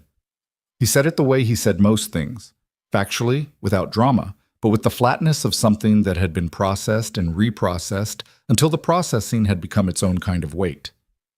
He said a lot of stuff he didn't do. Damien turned his coffee cup on the table. "Yeah," he said. "Is that why they—" Marcus stopped. "Did my mom tell you about my dad?" "Some," Damien said. Marcus thought about this. "He left when Emma was a baby," he said. "I was 6. I remember him, but it's like remembering a TV show, not like remembering a real person." Damien didn't say anything. He wasn't sure there was anything to say that wouldn't feel thin compared to what Marcus had just put on the table. "Does that make sense?" Marcus asked. "Yeah," Damien said. It makes sense." Marcus ate the last of his pretzel. "Sophie said her mom died," he said carefully. "She did. 6 years ago." "That's different," Marcus said. It wasn't a judgment, just an observation, delivered with the precision Marcus applied to everything. Like, your wife didn't choose to leave. The directness of it would have knocked most adults sideways. Damien sat with it for a moment. "No," he said. "She didn't choose to." "Do you think that's harder or easier?" Marcus asked. And then immediately, "You don't have to answer that." Damien looked at him. This 9-year-old with bad coffee and a pretzel and a question about grief that most adults avoided for their entire lives. "I think they're just different kinds of hard," Damien said. "Your dad leaving means there's someone out there who made a choice. That's a different thing to carry than an accident." Marcus was quiet for a moment. "I used to think he'd come back," he said. "When I was 7, I used to think he was just away for a while, like a business trip." A pause. "I don't think that anymore." "Good," Damien said, not harshly, just clearly. "Because waiting for someone to come back who decided to go it costs you things you need." Marcus looked at him with his direct, measuring gaze. Like what? Like the room you need to let the right people in, Damien said. It was quiet at the table for a moment. Marcus turned that over the way he turned things over, thoroughly, without rushing. Okay, he said finally, and then picked up his napkin and wiped pretzel salt off his hands with the businesslike finality of someone who has reached a conclusion and is ready to move on. They took the subway home. Marcus fell asleep against the window somewhere between City Hall and Ellsworth Federal, his breath fogging the glass, his museum receipt sticking out of his coat pocket. Damien looked at him and felt something he didn't try to name. He just let it be what it was. By March, Damien had become a fixture in the particular ecosystem of Claire's daily life. Not constant, not intrusive, but present in the way that water is present, filling the shape of things around it without announcement. He knew Marcus's homework schedule and the specific pitch of Emma's pre-cry sound, and which of Claire's silences meant tired and which meant something else. He knew that Claire hated being handed things. She preferred to pick things up herself, a preference so ingrained she'd never noticed it until he had, quietly, and stopped handing her things. He knew that she read for 30 minutes before bed when she could, that she kept the television on low as background noise when she was cooking, that she checked the locks on the apartment door twice before she went to sleep. He knew these things not because she'd told him, but because he'd been paying attention, and paying attention was the thing he was best at. Claire, for her part, had started to let herself know things about him. That he was better at being present in a room than most people twice his age, but terrible at being present on the phone. He was always half somewhere else during calls, and she'd learned to say his name when she needed his full attention, which brought him back immediately and completely. That he carried Rachel in a way that was quiet and private and load-bearing. Not displayed, not performed, but structural. The way a load-bearing wall is structural. You could live in the house without thinking about it, and it was still holding everything up. That he was harder on himself than anyone she'd ever met. That he deflected this with practicality, with efficiency, with the forward motion of someone who believed the antidote to regret was doing the next right thing. She'd started letting him in, is what she'd started doing. Not all the way, but more. The first time she'd cried in front of him was in early March, not over anything large or dramatic, which somehow made it worse. She'd come home from a night shift to find that the water heater had gone out overnight, and the apartment was cold, and Emma had woken up to no hot water and was crying, and Marcus was trying to manage Emma while also making his own breakfast. And the landlord's phone went to voicemail, and Claire had been awake for 14 hours, and she walked into her kitchen and stood there looking at all of it, and just ran out of room. She'd called Damien because she couldn't call Diane at 6 a.m., and she couldn't call anyone from work because she'd spent 2 years being the person at work who handled things, and her hands were shaking slightly when she dialed. He answered on the second ring. What's wrong? She told him. She was not dramatic about it. The specifics, the water heater, the landlord, the kids. But her voice had the tight quality of someone operating at the edge of their capacity. And she was not, she realized partway through, going to be able to keep it together for the whole call. She didn't. It wasn't a full breakdown. 2 or 3 seconds where her voice broke and she stopped talking. She got it back quickly. I'm sorry, she said. I'm tired. I'm being... Don't, he said. His voice was steady. Not alarmed, not soft in the performative way. Just steady. Don't apologize. She pressed her back against the kitchen wall. Marcus had gotten Emma settled with cereal and they were both at the table, Marcus pretending not to notice his mother on the phone, which was its own kind of grace. I'll call a plumber, Damien said. What's your landlord's name? You don't need to Claire, water heater, plumber. Landlord's name. She gave him the name. She heard him write it down. I'll have someone there by 9, he said. Take a hot shower at the gym on Broad. The Jefferson Rec Center has day passes. I'll text you the address. Take the kids with you if you need to. Damien, go sleep for 4 hours. I'll call you when it's handled.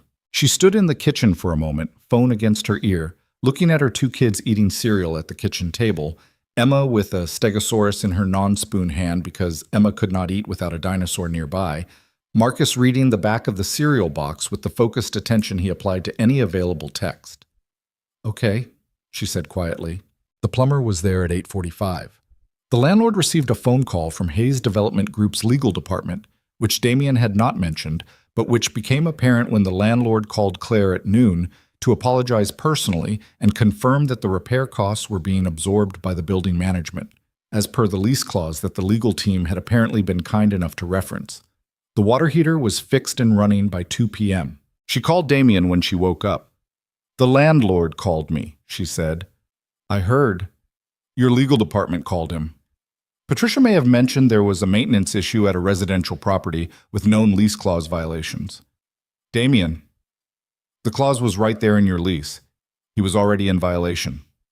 She sat on the edge of her bed, still in yesterday's clothes, hair in a mess, blinking in the afternoon light. "You read my lease?" A pause. "You sent it to me in October. When you were having the heat issue, you asked if I thought you had any standing." She had sent it to him. She'd forgotten. "You kept it," she said. "I keep things," he said, "in case they're useful." She didn't know whether to laugh or cry, and she ended up doing a small, exhausted version of both, quietly enough that he probably didn't hear it. "You need to stop doing things for me," she said. "Why?" "Because I can't." She stopped, tried again. "I don't know how to account for this. In my head, what you do, I don't know how to—" "You don't need to account for it," he said. "It's not a ledger." "Everyone's a ledger," she said. "That's what I've learned." He was quiet for a moment. "Not everyone." She pressed the phone against her ear and looked out the window of her bedroom. The narrow strip of sky visible between the buildings across the alley, gray and late winter cold. "I'm scared of you," she said. She hadn't planned to say it. It came out because she was tired and her guard was down, and it was true. "I know," he said. "That doesn't bother you?" "Should it?" She thought about it. "No," she said. "I guess it just means I'm paying attention." He didn't say anything to that, just let it sit there, which was, she thought, probably the right answer. Spring came incrementally, the way it did in Philadelphia. Not a transition so much as a series of small arguments the weather made with itself. 3 warm days and then a cold snap, the trees starting and stopping, the light shifting earlier degree by degree. The city exhaled. People came out of their coats and blinked in the new light like something returning to itself. The 4 of them went to the Franklin Institute together in April. All 4 of them, Damien and Sophie and Claire and the kids. A Saturday that had been organized around Emma demanding to see the dinosaur exhibit, and Marcus wanting to go back to the planetarium, and Sophie having no opinion except that she wanted to be wherever Emma was, which had become Sophie's general position on Emma. They were not a family, technically. Damien was careful about that word in his own head, careful about the weight of it, about the presumption. He and Claire had not said the word to each other, had not defined what they were in any formal sense. There was a physical dimension now, tentative, careful, nothing that happened in front of the children, and there was the text thread that never fully went dark, and the coffees and the dinners and the evenings at her kitchen table. There was something real, but neither of them had put a name to it out loud, and he wasn't pushing. But walking through the museum with Sophie on his left and Emma on his right, and Marcus a half step ahead, pointing at things with the authority of someone who had already been here once, and now considered himself a guide, and Claire beside him, with her hands in her jacket pockets and her shoulder 2 inches from his. Walking through all of that, Damien felt something straighten in him, some crooked thing going incrementally less crooked. Marcus had appointed himself Emma's dinosaur docent and was explaining, with enormous patience, the difference between the Cretaceous and Jurassic periods to a 4-year-old who was mostly interested in which ones were biggest. Sophie was contributing occasional supporting facts she'd clearly just looked up on Damien's phone, which she had borrowed and was now using as a reference tool. Emma was listening to all of it with the solemn attention she gave to subjects she cared about, which meant dinosaurs and also Gerald and also Sophie. "This one is bigger than a house," Marcus said, pointing at the T-Rex replica. "Gerald could fight it," Emma said. "Gerald is a plastic toy," Marcus said. "Gerald is brave," Emma said. Sophie looked at Damien. He looked back at her. She pressed her lips together. He looked away. Claire was watching all 4 of them and doing the things she did sometimes. Just watching, not talking, present in the way that people are present when they're saving something for later. "What are you thinking?" he asked. She glanced at him. "Nothing profound," she said. "I was thinking Marcus needs a haircut." He smiled. "Don't read into it," she said. I'm not reading into anything. She looked at him sideways. You're reading into it a little. You said Marcus needs a haircut. I believe you. She almost laughed. Almost. She did the thing where she controlled it at the last moment, and he watched her control it, and something in him ached in a way that felt more like warmth than pain. The evening of the museum day, after the kids were in bed and Sophie was asleep on the pull-out couch in Claire's living room because the day had run long and everyone had agreed it was easier and Sophie had wanted to stay, Damien and Claire sat at the kitchen table again. It was their place, the kitchen table, the site of the Saturn ring and the 6 a.m. coffee and 100 smaller things. He had the particular feeling of a table that had absorbed things. I want to tell you something, Claire said. She was holding her tea mug. She looked at it rather than at him for a moment, which was how she started things she'd been composing in her head. Okay, he said. Kevin, when he left, the way he left. She set the mug down, flat hands on either side of it. He didn't just walk out. He'd been planning it for about 4 months. I found out later that he'd moved money into a separate account, paid a deposit on an apartment. He had a whole parallel life going while I was pregnant with Emma and after Emma was born, and I didn't know any of it. Was Tom Swantigand? She paused. When I found out, I thought about all the times I'd thought something was off, and I'd believed him when he said it was work stress. And I felt stupid for believing him.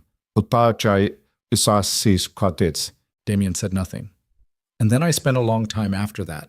A long time, not trusting my own read on people. Because I'd been so wrong about him. She looked up. So when you... She stopped. I want you to know that the being scared is not about you, specifically. It's about me not trusting myself anymore. He held her gaze. Do you trust yourself now? She thought about it honestly.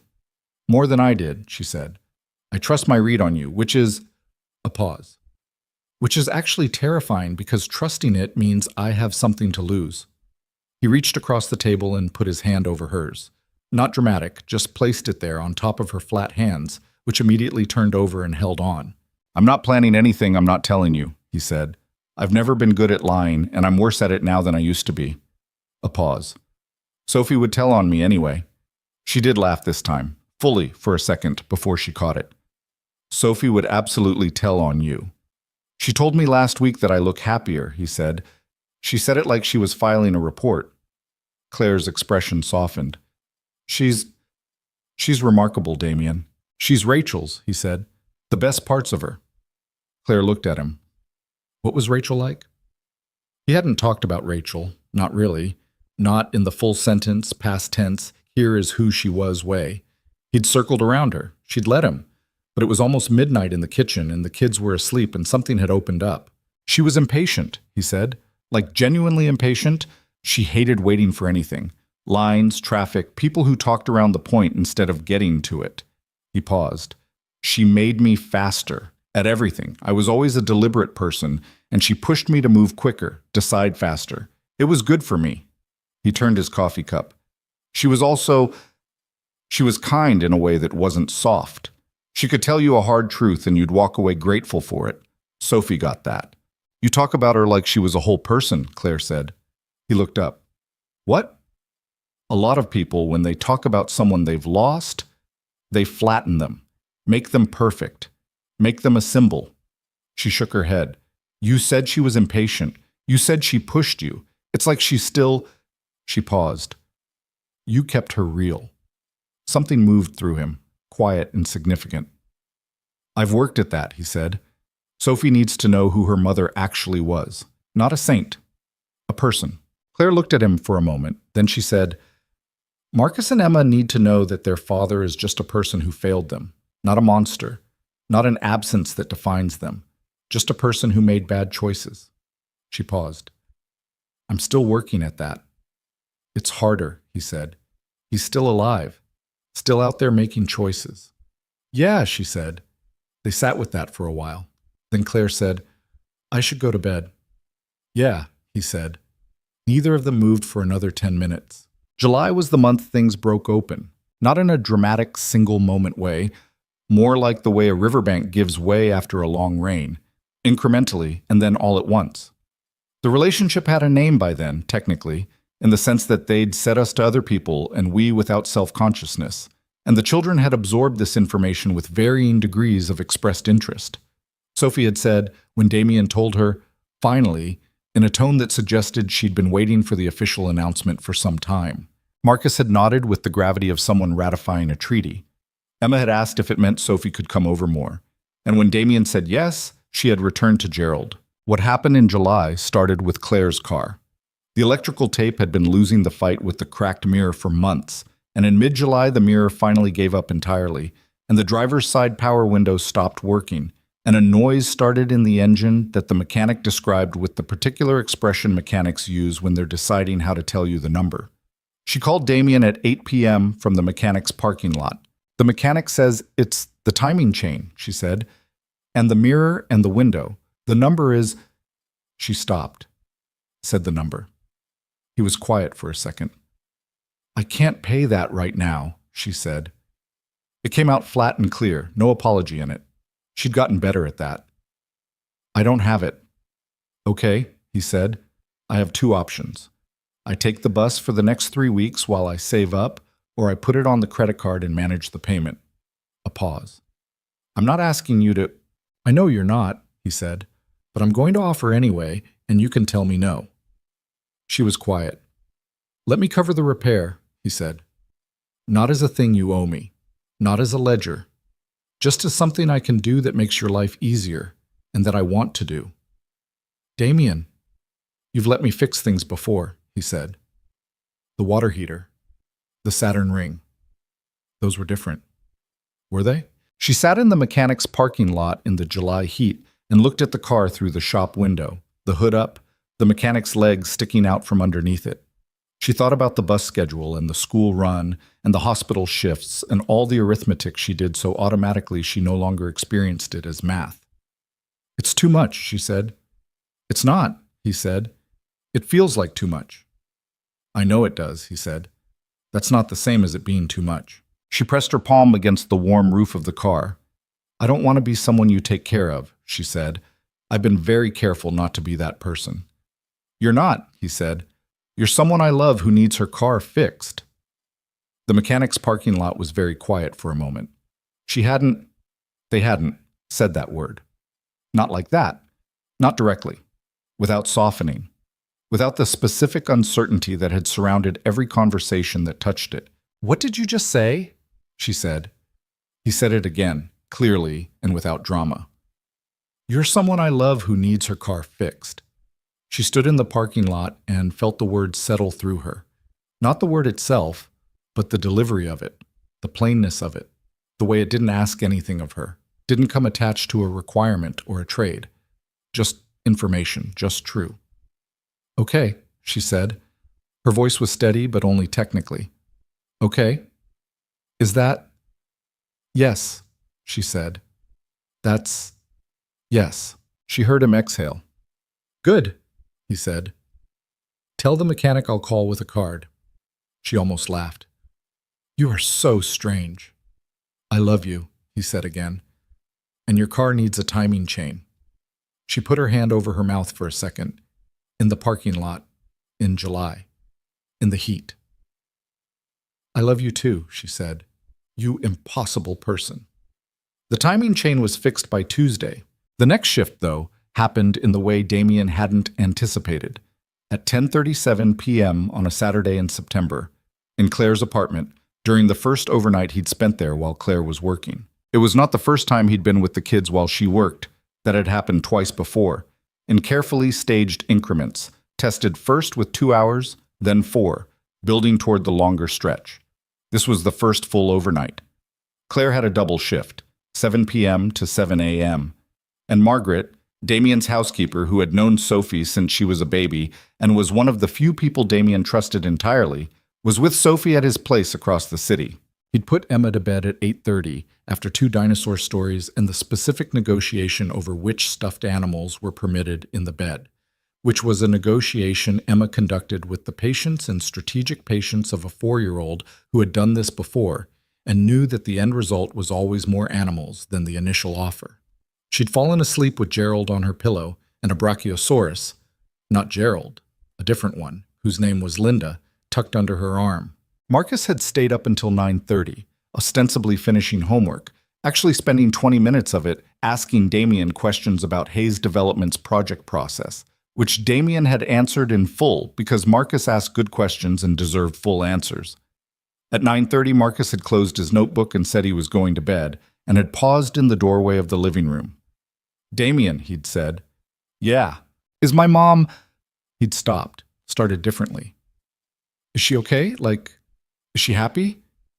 Damien had looked at him, knowing that the question had layers, knowing it was about more than happiness in the daily sense, that it was the question of a child who had watched his mother manage and endure and carry for years, and was asking whether something had changed. "Yes," he said. "I think so." Marcus had looked at him for a moment with those eyes that processed everything. "She laughs more," he said. "Since you—" He stopped again, settled for, "She laughs more." "I know," Damien said. Marcus nodded. "Okay," he said, and went to bed. Damien sat in Claire's living room after both kids were down. A small room with furniture that had been chosen practically rather than aesthetically, the couch slightly worn on the left arm where Claire habitually sat, a lamp with a crooked shade, Marcus's science projects from the last 3 months stacked on the shelf because Claire never took them down, Emma's drawings on every vertical surface, including the inside of the bathroom door. He sat in the room that contained the evidence of this family, and he felt the full weight of being in it. Not as a visitor, not as someone passing through, but as someone who was present in it and mattered to the people in it, and that was something he had not let himself be in a very long time. He sat with that. At 10:37, he heard bare feet on the floor in the hallway. Marcus appeared in the doorway in pajamas, not Emma. Marcus, older, more contained, the one who didn't pad out in the night for water. Damien sat up. "Hey, what's wrong?" Marcus came into the living room and sat in the armchair across from the couch, with the deliberate movement of someone who had decided to do something and was going to do it.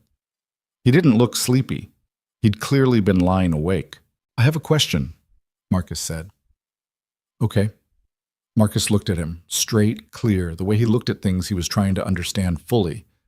"Are you going to disappear too?" The words were quiet, simple, and they hit Damien somewhere in the center of his chest with a force entirely disproportionate to their volume. He didn't answer immediately.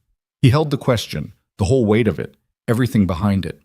The 6-year-old who'd watched his father leave, the 9-year-old who had decided to keep the distance, the boy who had accepted the poster board and the epoxy and the planetarium and the Saturday at the museum but had kept somewhere a room locked.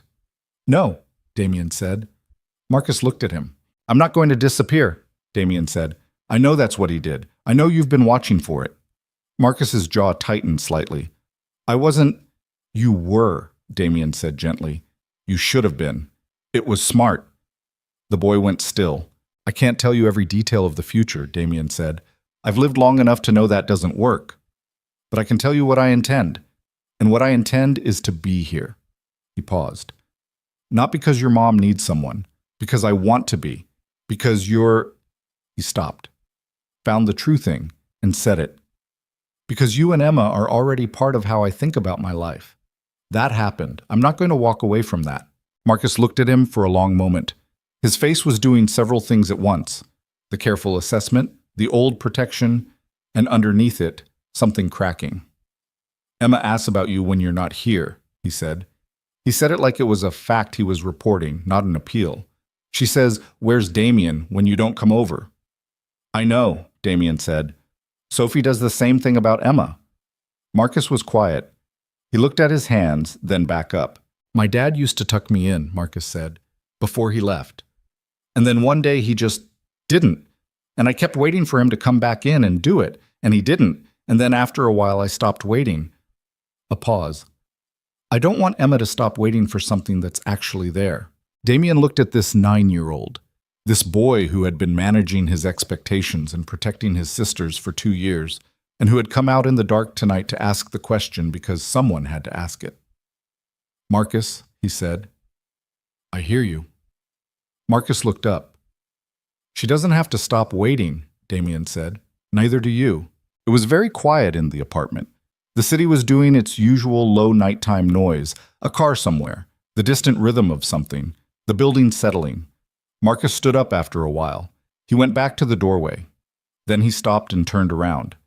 "She's going to be scared," he said. "My mom. She's going to try to talk herself out of it." "I know," Damien said. "Don't let her," Marcus said. Damien looked at him. "She does that," Marcus said. "When something good happens, she looks for the reason it's going to go wrong.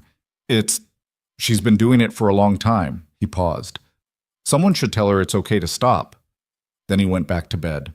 Damien sat in the quiet living room for a long time afterward, in Claire's apartment with its crooked lamp and its worn couch arm, and the evidence of her life on every wall. And he felt something settle in him that he recognized as a decision.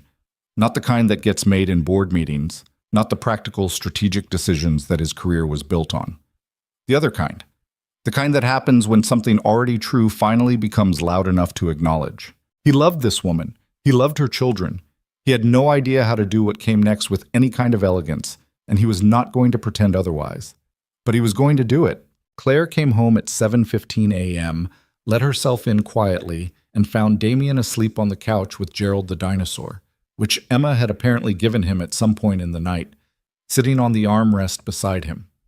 She stood in the doorway of the living room for a moment, still in her scrubs, and looked at him sleeping there in her apartment with her daughter's plastic dinosaur as his only companion, and she felt something so full it was almost painful. She didn't wake him. She went to the kitchen and made coffee, and when she came back he was awake, sitting up, blinking, running a hand through his hair. "Good shift?" he said. "Long," she said. She handed him a cup, sat beside him on the couch. "Marcus came out last night," Damien said. "Around 10:30. She looked at him quickly. "He asked if I was going to disappear," Damien said. She closed her eyes for a second. "He asked me not to," he said. "In his own way." He paused. "I told him I wasn't." She opened her eyes and looked at him, and all the things she kept behind the careful management and the flat hands on tables were right there on her face, visible, uncurated. "Damien," she said. "I know," he said. "I know." She put her coffee cup down on the table and pressed the heels of her hands against her eyes for a moment, not crying, just holding something, feeling it. He put his arm around her and she leaned into it, and they sat on the couch in the early September morning while the apartment was quiet and the city woke up outside, and neither of them said anything for a while. That was enough. That was exactly enough. The proposal happened at the Franklin Institute on a Saturday in November, 14 months after the night in the hospital waiting room. Not because it was planned with the precision of a production. Damien had spent 3 weeks thinking about how and where and kept discarding the obvious answers. Not a restaurant. Not a penthouse. Not anywhere that looked like a page from a magazine, because Claire would have been uncomfortable, and her discomfort would have made him clumsy and the whole thing would have landed sideways. He'd wanted something real, something that meant something to the people in the room, rather than something that photographed well. Marcus had told him, in the car after the planetarium in February, that he came to the Franklin Institute most Saturdays when Claire was working, that Mrs. Okafor would bring him on the bus and let him wander the astronomy section for 2 hours while she read in the lobby cafe. He'd said it the way he said most things, without ceremony, just information. But Damien had filed it, the way he filed things about the people who mattered to him. He told Claire he wanted to take everyone to the Institute again. She hadn't questioned it. They'd been 3 times now as a group, and the kids treated it like a home base. She'd said, "Sure, give me 20 minutes to get Emma into shoes," which was always the project. He'd arranged it with Marcus 3 days before. Texted him privately, something they'd started doing occasionally. A thread separate from Claire, which had begun when Damien needed to know Emma's current dinosaur preferences before a birthday, and had evolved into something Marcus used to send him articles about things he was reading, usually astrophysics, sometimes history. Once a deeply alarming piece about invasive species that Damien suspected was Marcus's way of testing whether he actually read what was sent. He always read it. "I'm going to ask your mom something at the Institute on Saturday," Damien had written. "I wanted to tell you first." Marcus had taken 40 minutes to respond. "I know," he'd written back. "Sophie told Emma and Emma told me." Damien had stared at his phone. "Sophie knows?" Sophie figured it out. She said you've been weird for 3 weeks. He'd thought about that. Is weird good or bad? She says good weird. She says you keep looking at the ring box. He'd bought the ring 6 weeks ago and put it in his desk drawer and apparently been entirely unsuccessful at behaving normally about it. Is that okay? He'd typed. Me asking her? The response had come back in 5 minutes this time. She's going to say yes, Marcus had written. And then she's going to be scared. Don't let her talk herself out of it. The same thing he'd said in September in the dark. Don't let her. I won't, Damien had written. Okay, Marcus had written. And then after a pause, good. They'd arrived at the Franklin Institute at 2 in the afternoon on a gray November Saturday. All 4 of them plus Sophie, who had been with Damien for the weekend and who was conducting herself with the elaborate casualness of someone who knew what was coming and was working very hard not to telegraph it. Emma had Gerald in her coat pocket. Marcus had his hands in his pockets and was watching the sky through the glass entrance wall, which was what he did when he was thinking about something and didn't want to show it. Claire was reading a plaque near the entrance about the history of the building, because Claire read every plaque in every building she entered, a habit she'd told him came from her mother, who'd believed that buildings were worth knowing. The planetarium show was at 3. They had an hour before it, and they wandered the exhibits. Sophie and Emma in the space section, Emma narrating to Gerald about which planets were which, Sophie correcting her gently, Emma ignoring the corrections. Marcus drifted between them and the astronomy wing, one eye always on the door to the planetarium, managing the countdown. Damien walked with Claire. She was looking at a display about deep space photography, actual photographs taken by orbital telescopes, the ones where galaxies showed up as soft spirals of light against the absolute dark. And she was doing the thing she did with things that moved her, which was going very quiet and tilting her head slightly, like she needed a different angle to take it in fully. It's so much, she said, half to herself. Every time I see pictures like these, I think, there's so much out there. And we're so... She stopped. Small, Damien said. I was going to say busy, she said. We're so busy. We spend all this time being busy, and there's just... She gestured at the photograph. The spiral arm of a galaxy, 200 million light years away, rendered in blue and gold. All of this. He looked at the side of her face, the way her eyes moved across the photograph. Seriously, fully, the way she looked at everything she decided was worth looking at. Claire, he said. She turned. He had not planned what to say exactly. He'd thought about it, and every version he'd rehearsed had sounded like something from a movie, which wasn't what he wanted. What he wanted was to say the true thing plainly. I had a thing planned, he said, for inside the planetarium. I talked to Marcus about it, and there was a moment in the show where the lights go all the way down, and I thought... He stopped. And then you were standing here looking at a picture of a galaxy and saying we were too busy and I can't wait. She stared at him. He reached into his coat pocket. The ring box was small. He'd chosen deliberately, not a declaration of wealth, but something real, a round stone in a simple platinum setting that looked like it belonged on a hand that worked. He'd gone to 3 jewelers before he found the right one, and the jeweler, an older woman who had the specific patience of someone who'd done this 1,000 times, had said, "You'll know it when you see it for her." He had. He didn't go down on one knee because the floor of the Franklin Institute was tile and crowded, and he was 40% sure it would come out ungainly, and because Claire was not a person who needed the theater. He held the box in his hand, open, and looked at her. "You told me on our first dinner that I should feel free to walk away," he said, "because you had 2 kids and a complicated life, and you expected me to take the exit, and I asked to see their pictures instead." He paused. "I'd ask to see their pictures again. 100 times. I'd go back to that dinner and make the same choice every single time." Another pause. "I want to make it official. All of it. You, Marcus, Emma. I want it to be mine if you'll let it." Claire was looking at him with the expression she got when she was running out of room for things, when the thing in front of her was too large for the careful management that usually contained everything. Her eyes were bright, and her jaw was set, and she was breathing slightly wrong. "You are..." She stopped. "I'm asking," he said. "Will you marry me?" She looked at the ring, then at him, then at the ring. "I have 2 kids," she said. "I know.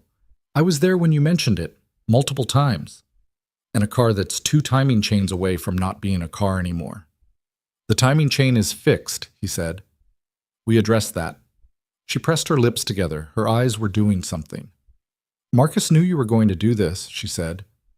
Marcus told me Sophie told Emma, who told Marcus, so there was a full intelligence operation running that I had no control over. She actually laughed at that. A real one, startled out of her hand going to her mouth. And then she was crying, which happened approximately 1 second after the laugh, the way it sometimes does when something hits you in both places at once. Stop, she said to herself, pressing her fingers under her eyes. Stop it. Take your time, he said. I'm not crying because I'm sad, she said, which he knew. I'm crying because... She gestured at him, and at the ring, and at the space between them, and at the galaxy photograph on the wall, and at the general situation. All of this. I know, he said. She looked at him. Her hands were doing the flat on a surface thing, except there was no surface, so she pressed them against the sides of her coat, and then she reached out and put one of them on his chest, over his sternum, and left it there. Yes, she said. It came out quietly. Not performed, not risen to, just placed there between them like something that had always been true and was now being said. He put the ring on her finger.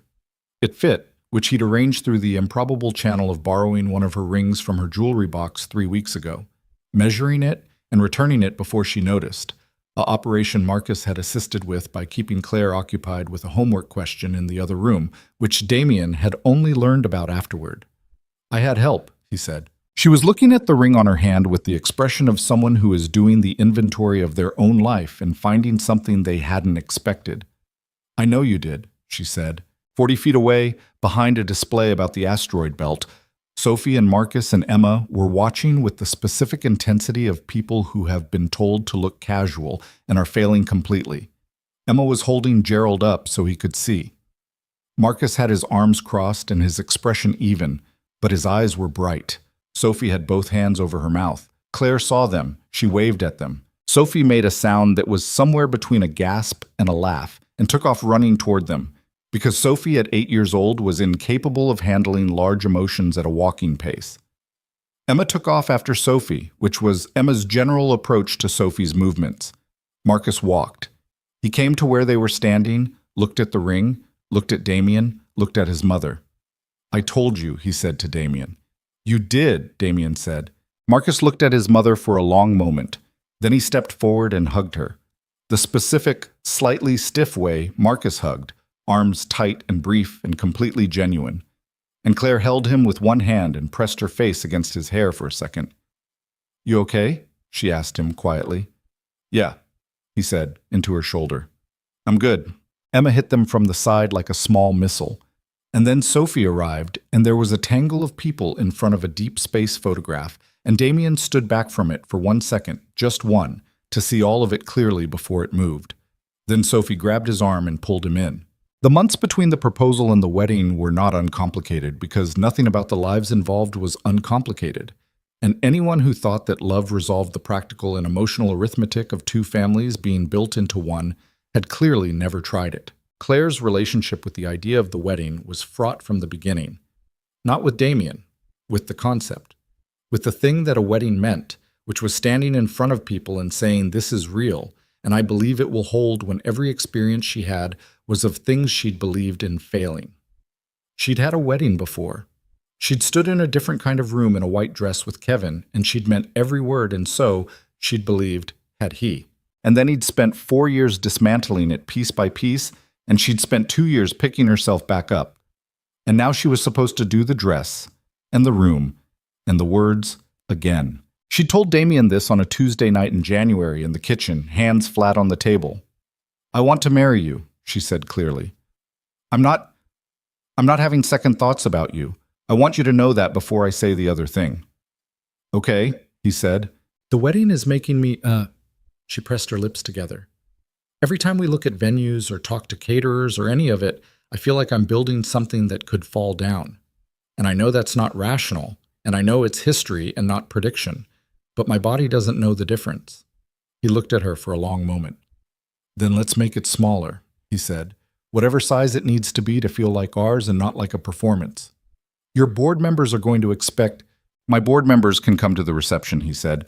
The ceremony is ours. She looked at him. Whatever you need, he said. We do it that way. The church, the courthouse, the backyard. I don't care. I care about the end result. You can have the process. She'd cried again, which she was still slightly mortified about every time it happened. And he'd handed her a paper towel because they were in the kitchen and there were no tissues, which was so specific and unromantic and exactly right that she'd laughed while crying, which was undignified. But there it was. They settled on small, a venue in Old City, a converted warehouse space with exposed brick and good light that held 80 people comfortably and didn't feel like a hotel ballroom. A ceremony in the early afternoon followed by dinner. People who mattered, not people who needed to be there for optics. Patricia, Damien's assistant, handled the logistics with the focused efficiency of someone who understood that her job was to make the decisions that didn't need to be made by the couple. And she did it without drama or opinion, which was why she'd worked for Damien for 5 years and would work for him for 10 more.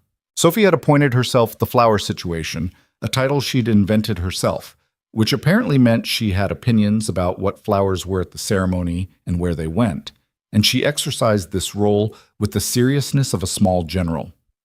Claire had let her have it completely, partly because Sophie's taste turned out to be good, and partly because the look on Sophie's face when she was making decisions about flowers was something Claire had come to love in a specific and private way. Marcus was going to stand with Damien, which had been Marcus's offer, and which Damien had accepted without making it into a moment. Just said, yeah, I'd like that in the same tone he used for most things, practical and genuine. And Marcus had nodded and returned to whatever he was doing with the complete composure of a 10-year-old who had just done something significant and chosen not to acknowledge it. Emma was going to walk with Sophie, which Emma had determined herself on the grounds that Sophie was her best friend, and also because Sophie had promised to hold Gerald for her if she got tired. The week before the wedding, Claire fell apart. It happened on a Thursday night, 6 days before the Saturday ceremony, and it happened in the most ordinary possible way. She'd been fine all week, busy, yes, with last-minute things, but functional, moving forward.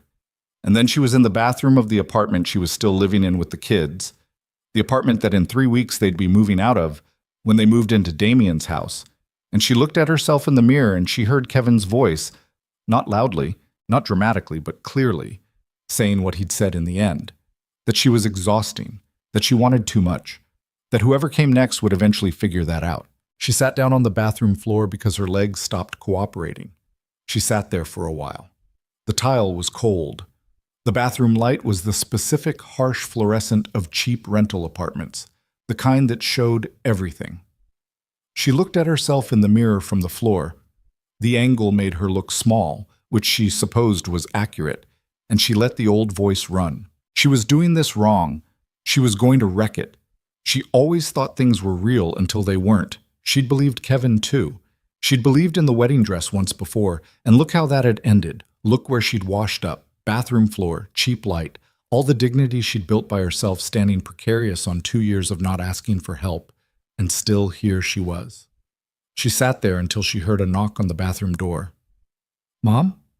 Marcus's voice, quiet. She looked at the door. "I'm fine," she said. Her voice came out wrong. A pause. Then, "I can hear you breathing." She pressed her fingers against her mouth. "Mom," Marcus said. Not a question, just her name. She got up off the floor and opened the door. Marcus was standing in the hallway in his pajamas, 10 years old, looking at her with the expression he'd had at 9 in the planetarium cafe, the one that was too old for his face and also completely his own. "What happened?" he said. "Nothing happened. I just, She leaned against the doorframe. "I got scared." "Of what?" She looked at her son. She thought about the thing Damien had said about Rachel, that he kept her real for Sophie, that he told Sophie who Rachel actually was rather than making her perfect. She thought about what it meant to be real in front of your child. "I got scared that it's going to go wrong," she said. "The wedding, all of it." "Why would it go wrong?" "Because it went wrong before," she said. "Because I thought I knew, and I was wrong." Marcus looked at her with the specific, unflinching patience he used when he was thinking through something from first principles. That was Kevin, he said. I know. This is Damien, Marcus said, like the distinction was that simple. And in his voice, it was. I know, she said again. Mom. He crossed his arms, his default posture when he was about to say something he'd thought about. Kevin left when I was 6, and I know what he was like before he left because I remember some of it. The way he was around, and then less around, and then gone. A pause. Damien has been here for a year, and he's gotten more here, not less. That's different. She looked at her son. He shows up, Marcus said, every time. He showed up with epoxy at 10 p.m.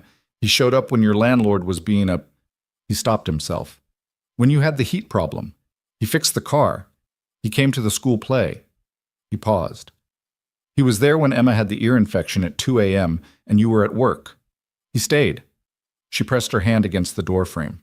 I was there too, Marcus said quietly. That night. I heard him in the kitchen getting Emma's medicine and telling her it was going to feel better, and she called him Damien, and then she called him Dad, and he didn't... He stopped. His jaw worked. He didn't make it into a thing. He just said okay and kept going, like it was normal. Claire's eyes stung. That's what a person who's going to stay looks like, Marcus said. That's how I know.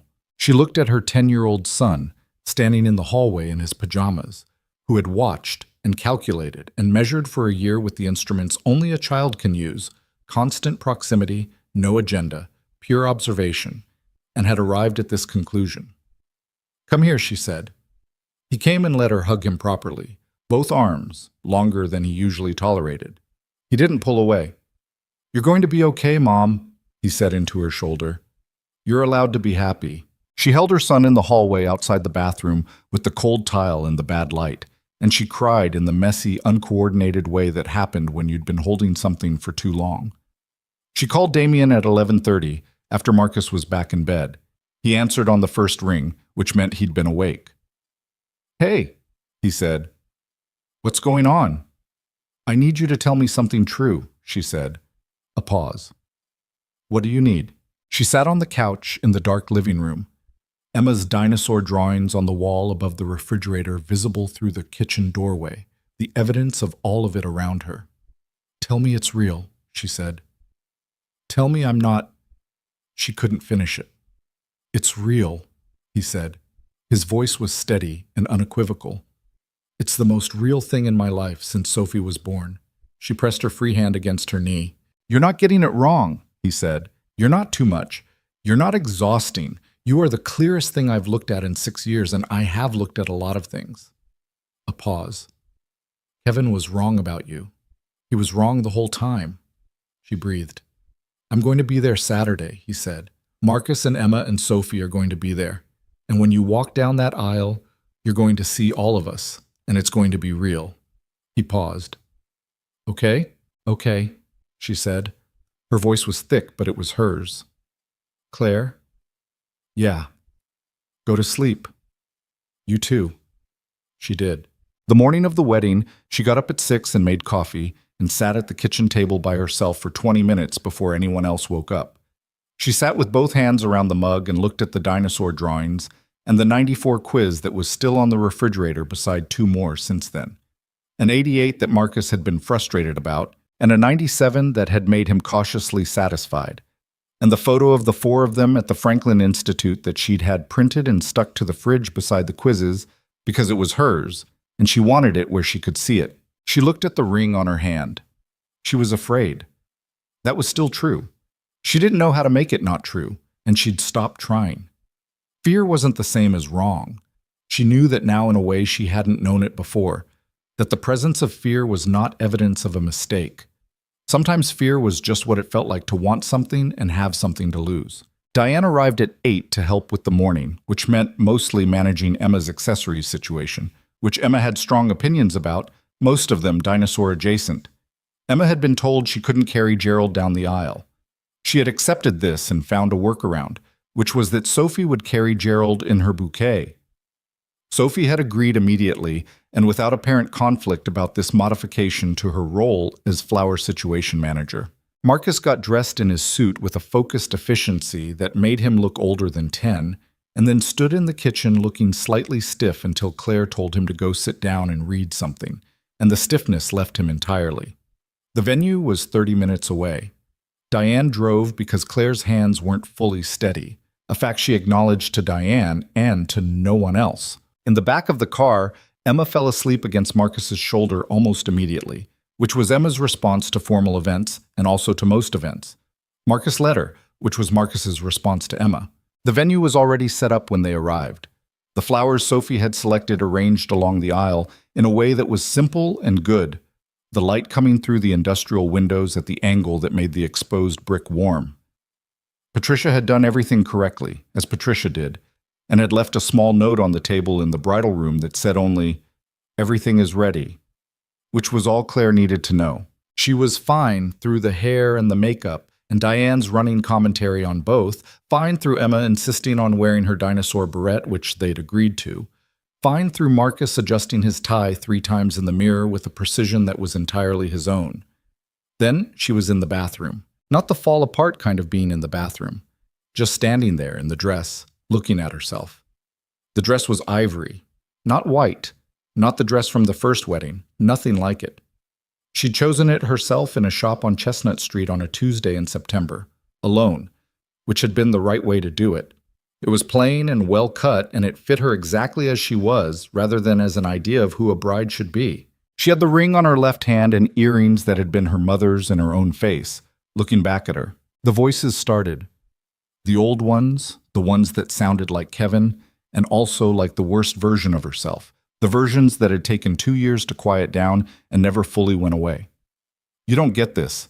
This isn't for people like you. You're a nursing assistant from Allentown with a cracked mirror on her car and 2 kids from a failed marriage, and eventually he's going to wake up and see that." She looked at herself in the mirror. She looked at the ring. A small knock on the bathroom door. "Mom," Marcus's voice. "I'm fine," she said. "I know," he said. A pause. "Can I come in?" She opened the door. He was in his suit, tie finally correctly adjusted, looking up at her with the expression she knew best on him. The full, unguarded, 10-year-old version of his face that she didn't see as often as she used to, because he was growing into something more contained. He looked at her. He saw everything. He had always seen everything. "You look like Mom," he said. "Not like a bride, not like you look beautiful, though both were also true. You look like Mom, like himself, like home." She made a sound that wasn't quite a word. He stepped forward and put his arms around her, his chin at her collarbone because he was still 3 inches shorter than her, his grip tight and complete. "You don't have to be scared anymore," he said. "He really loves us." She held her son. The words settled through her. He really loves us. Not he loves you or you'll be fine, but us, the full count, all 3 of them, the version of the truth that mattered most. "I know," she said. "I know he does." "So stop crying," Marcus said, against her shoulder. She almost laughed. "I'm crying because I'm happy." "That's a strange way to be happy." "You'll understand when you're older." "People keep saying that," he said, but he didn't let go. They stood there for another minute in the small bathroom of the venue, the 10-year-old and his mother in her wedding dress, holding on to each other before the next thing started. Then Emma appeared in the doorway in her flower girl dress, with Gerald in her hand, because Sophie was holding Gerald in the bouquet. But Emma had apparently negotiated a brief visit first, her hair half done, one shoe on. "Why are we standing here?" Emma asked. "We're getting ready," Marcus said, releasing Claire and standing up straight. "I'm ready," Emma said, holding up Gerald. "Where's your other shoe?" Claire asked. Emma looked at her feet, looked up. "Sophie has it." "Why does Sophie have your shoe?" Emma appeared to think about this. "She's holding things," she said, as if this was a complete explanation. Claire looked at her daughter, her impossible, dinosaur-obsessed, fearless 4-year-old daughter who had been born into chaos and had never once seemed to notice. "Okay," Claire said, and straightened up. "Let's go find your shoe." They walked down the aisle 20 minutes later. Claire had Marcus on her left and Emma on her right. Emma's second shoe successfully located and installed, Gerald having been transferred to Sophie's bouquet as previously arranged. The room had 80 people in it, most of whom Claire knew, and all of whom were looking at her, which would have been the thing she dreaded most about this day in any earlier version of herself. She looked at the altar. Damien was standing there in a dark suit that he wore the way he wore everything, without particular awareness of how it looked, because he was not thinking about how he looked. He was thinking about her. She could see it in the quality of his attention, the full weight of it, directed entirely at the doorway where she appeared. Beside him, Marcus walked out of place for a moment. Technically, he was supposed to have gone ahead to stand with Damien, but he'd stayed beside Claire until they were nearly at the front, and then he'd given her arm a brief, firm squeeze and walked up to stand next to Damien. Sophie and Emma were already at the front, having processed with great ceremony and variable coordination. Emma had stopped twice to look at the flowers, and Sophie had whispered corrections to her trajectory with sisterly patience. Damien was fighting something. She could see it in the set of his jaw and the brightness of his eyes, the specific look of a man who has decided he's not going to cry and is losing the negotiation. She reached him. "Hi," she said quietly. "Hi," he said. His voice was not fully steady. "You're going to cry," she said. "I'm absolutely not," he said. He cried. Not dramatically. 2 tears, controlled, which he appeared to find deeply irritating. Sophie noticed and made a face that meant I knew it. Marcus noticed and kept his own expression entirely neutral, which was its own form of mercy. Emma, from her position beside Sophie, looked at the room, looked at Gerald and Sophie's bouquet, looked at the 2 people standing at the altar, and announced at a volume slightly larger than the moment called for, "Are they married yet?" The room laughed. The officiant, a woman Diane had recommended who did ceremonies without requiring the participants to perform, looked at the children and then at Damien and Claire and smiled. "Not yet," she said. "We're getting there."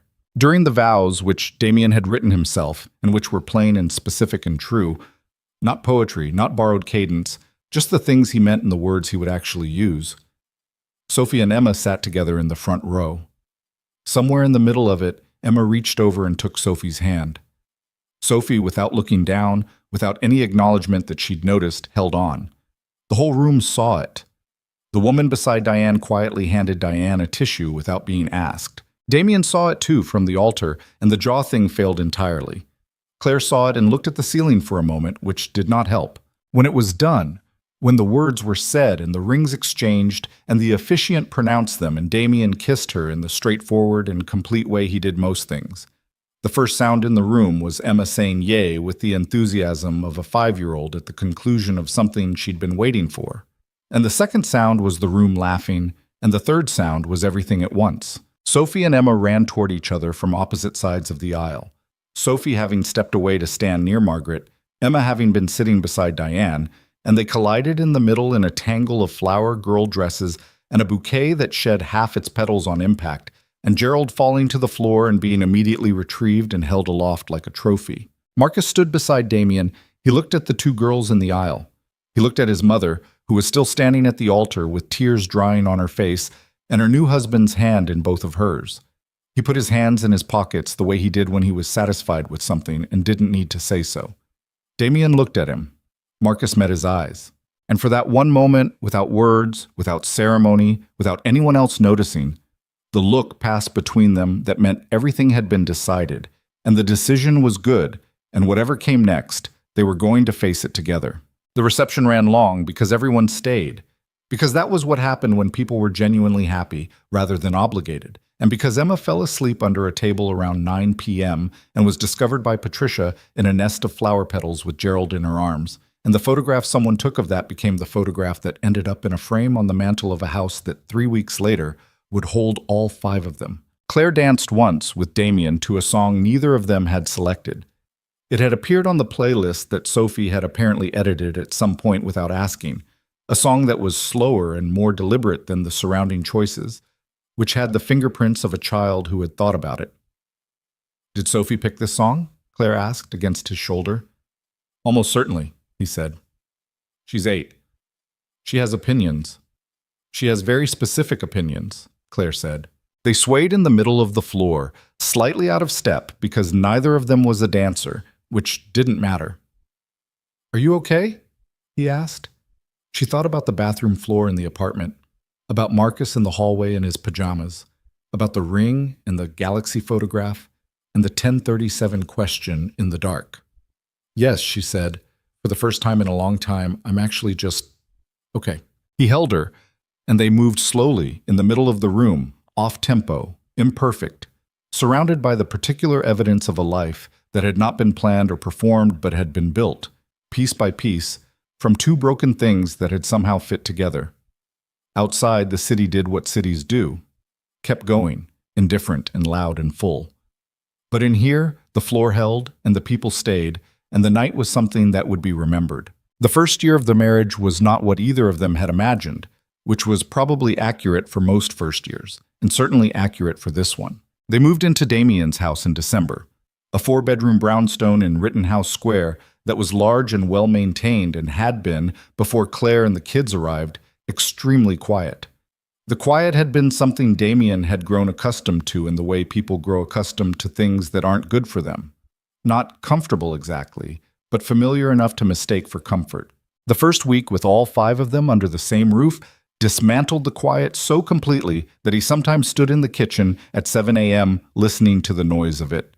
Emma narrating something to Gerald in the next room, Marcus's shower running, Sophie arguing with the bathroom mirror about her hair, and felt the specific, slightly startled relief of a house that was finally being used for what houses were built for. Claire, for her part, moved through the first weeks with the careful attention of someone learning a new geography. The house was 4 times the size of her South Philly apartment, and she kept catching herself being conscious of the space. Not ungrateful, just aware, the way you're aware of a new coat that doesn't feel like yours yet. She put Emma's dinosaur drawings in the kitchen, which helped. She put the refrigerator photos up, the quizzes, the Franklin Institute picture, and they looked right against the new surface, still themselves. She kept her work schedule for the first 3 months because she needed to. Not financially. That calculus had changed in ways she was still adjusting to, but because nursing was hers, the credential she'd been working toward for 3 years, the version of herself that existed outside of mother and wife and daughter, and all the other things she was to other people. She was a good nursing assistant. She was going to be a better nurse. She'd re-enrolled in the RN program in September. Before the wedding, fitting classes into the spaces between shifts with the practiced efficiency, she'd applied to everything that mattered for the last 4 years. Damien had not suggested the re-enrollment. He'd found out when she mentioned it one evening in October, and his response had been, "What do you need from me to make the schedule work?" That question. The specific shape of it. Not, "I'll pay for it," or "I'll handle everything else," or "You don't have to work at all anymore," all of which would have been the wrong answer in different ways. Just, "What do you need from me?" The question that treated her as the architect of her own life and positioned him as a resource rather than a replacement. She thought about that question often in the first year when things were hard, and things were hard regularly, because this is what the merged life of 2 families with complicated histories actually looks like from the inside. Sophie and Emma were straightforward, mostly because they'd been doing this for a year already and had reached some equilibrium.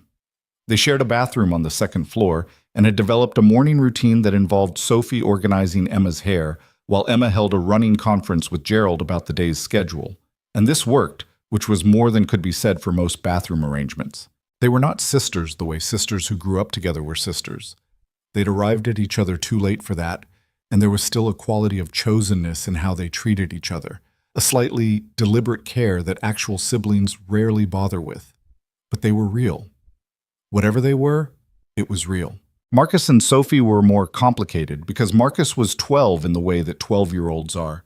Not quite the child he'd been, and not the teenager he was becoming, standing in the doorway between the 2 versions of himself with the specific impatience of someone being asked to wait for something he can already see.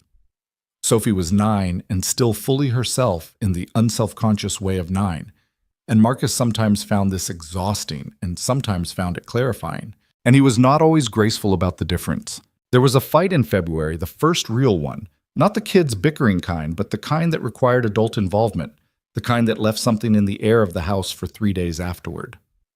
Marcus had said something to Sophie about her math homework that had been unkind in the specific way of someone who is smart and sometimes uses it as a weapon, and Sophie had cried, which Marcus hadn't expected and which had made him defensive rather than apologetic, and Damien had walked into the middle of it and gotten it wrong initially. His instinct to protect Sophie had shown first, and Marcus had seen that, and the dynamic of your daughter versus my son had appeared briefly and horribly between them. He'd handled it badly for about 4 minutes. He'd caught himself. He'd started over. "Marcus," he'd said, going to find the boy in his room. "I want to start over." Marcus was at his desk, not reading, just sitting. He looked up with the expression he used when he was holding something tight. "I came in and my first move was to make sure Sophie was okay," Damien said. "That was wrong. She's fine. What you said was unkind, but she's not hurt, and you needed me to come find you first. I got it backward." Marcus was quiet. "What you said to her wasn't okay," Damien continued, "and I think you know that already. But the reason you said it matters too. What's going on?"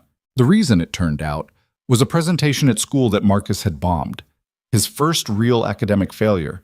A presentation on early space exploration that he'd underprepared because he'd assumed his knowledge of the subject would carry him, and it hadn't, and the teacher had said so in front of the class, and Marcus had been carrying it for 2 days without telling anyone, because telling anyone would mean admitting he'd gotten something wrong. He'd come home and found Sophie confidently incorrect about long division, and something in him had snapped. They'd sat in Marcus's room for 40 minutes.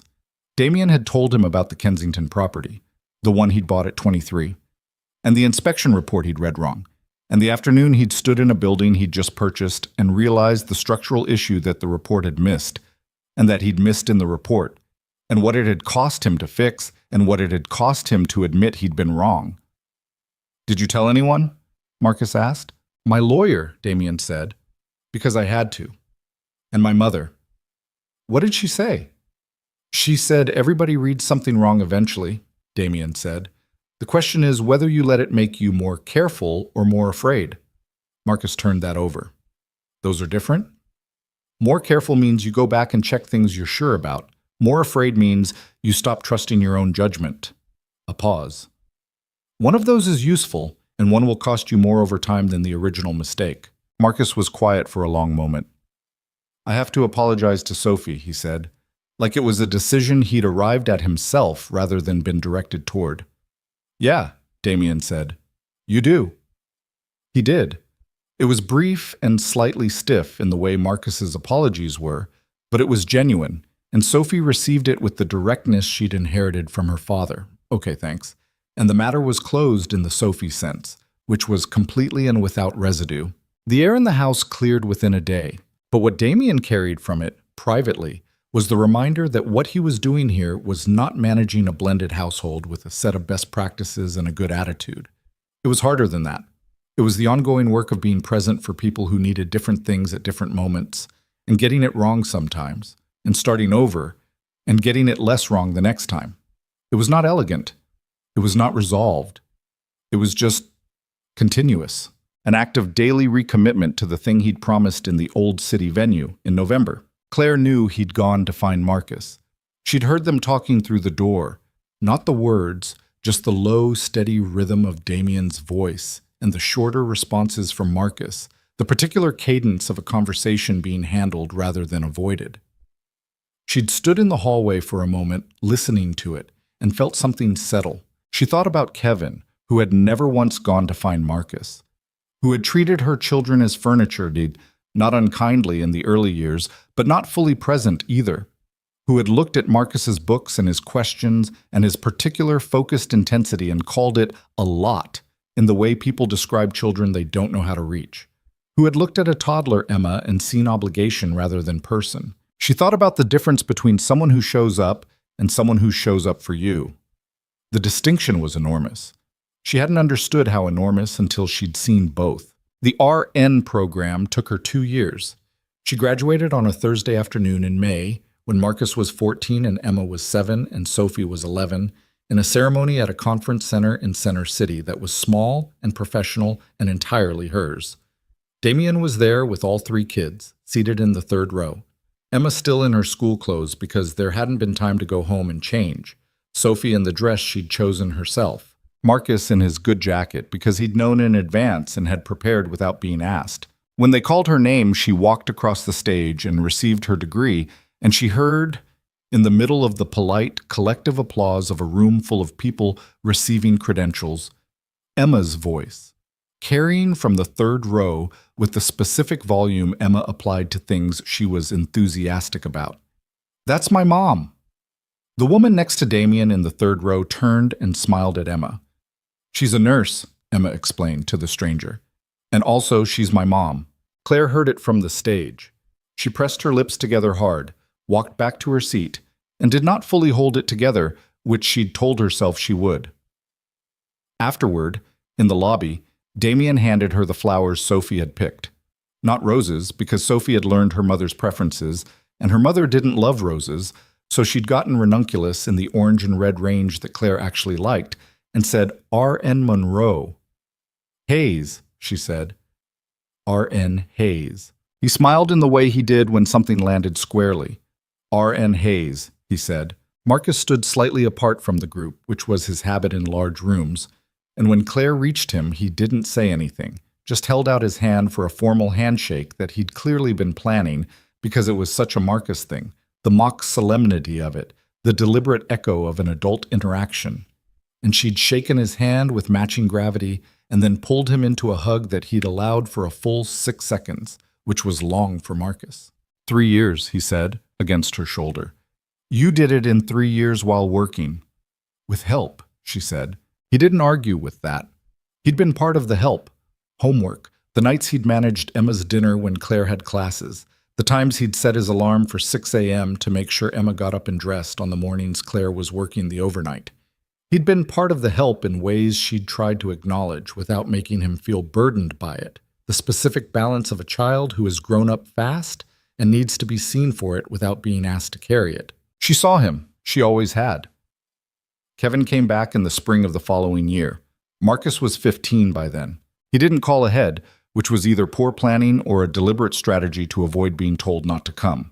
And Claire had long since stopped trying to interpret his choices in terms that gave him too much credit or too little. He just appeared on a Tuesday afternoon at the house in Rittenhouse Square, a man standing on the front stoop of an address he'd found somehow, looking like someone who had been building up to something and was not fully sure it had been a good idea. Claire answered the door. She'd opened it expecting the FedEx delivery that Patricia had told her was coming, and instead she found Kevin Monroe, 5 years older than the last time she'd seen him, which was Easter 2 years before the wedding, the afternoon Marcus had said we were eating lunch and gone back to the table. He looked like himself but softer around the edges, the specific softness that came from something that wasn't health.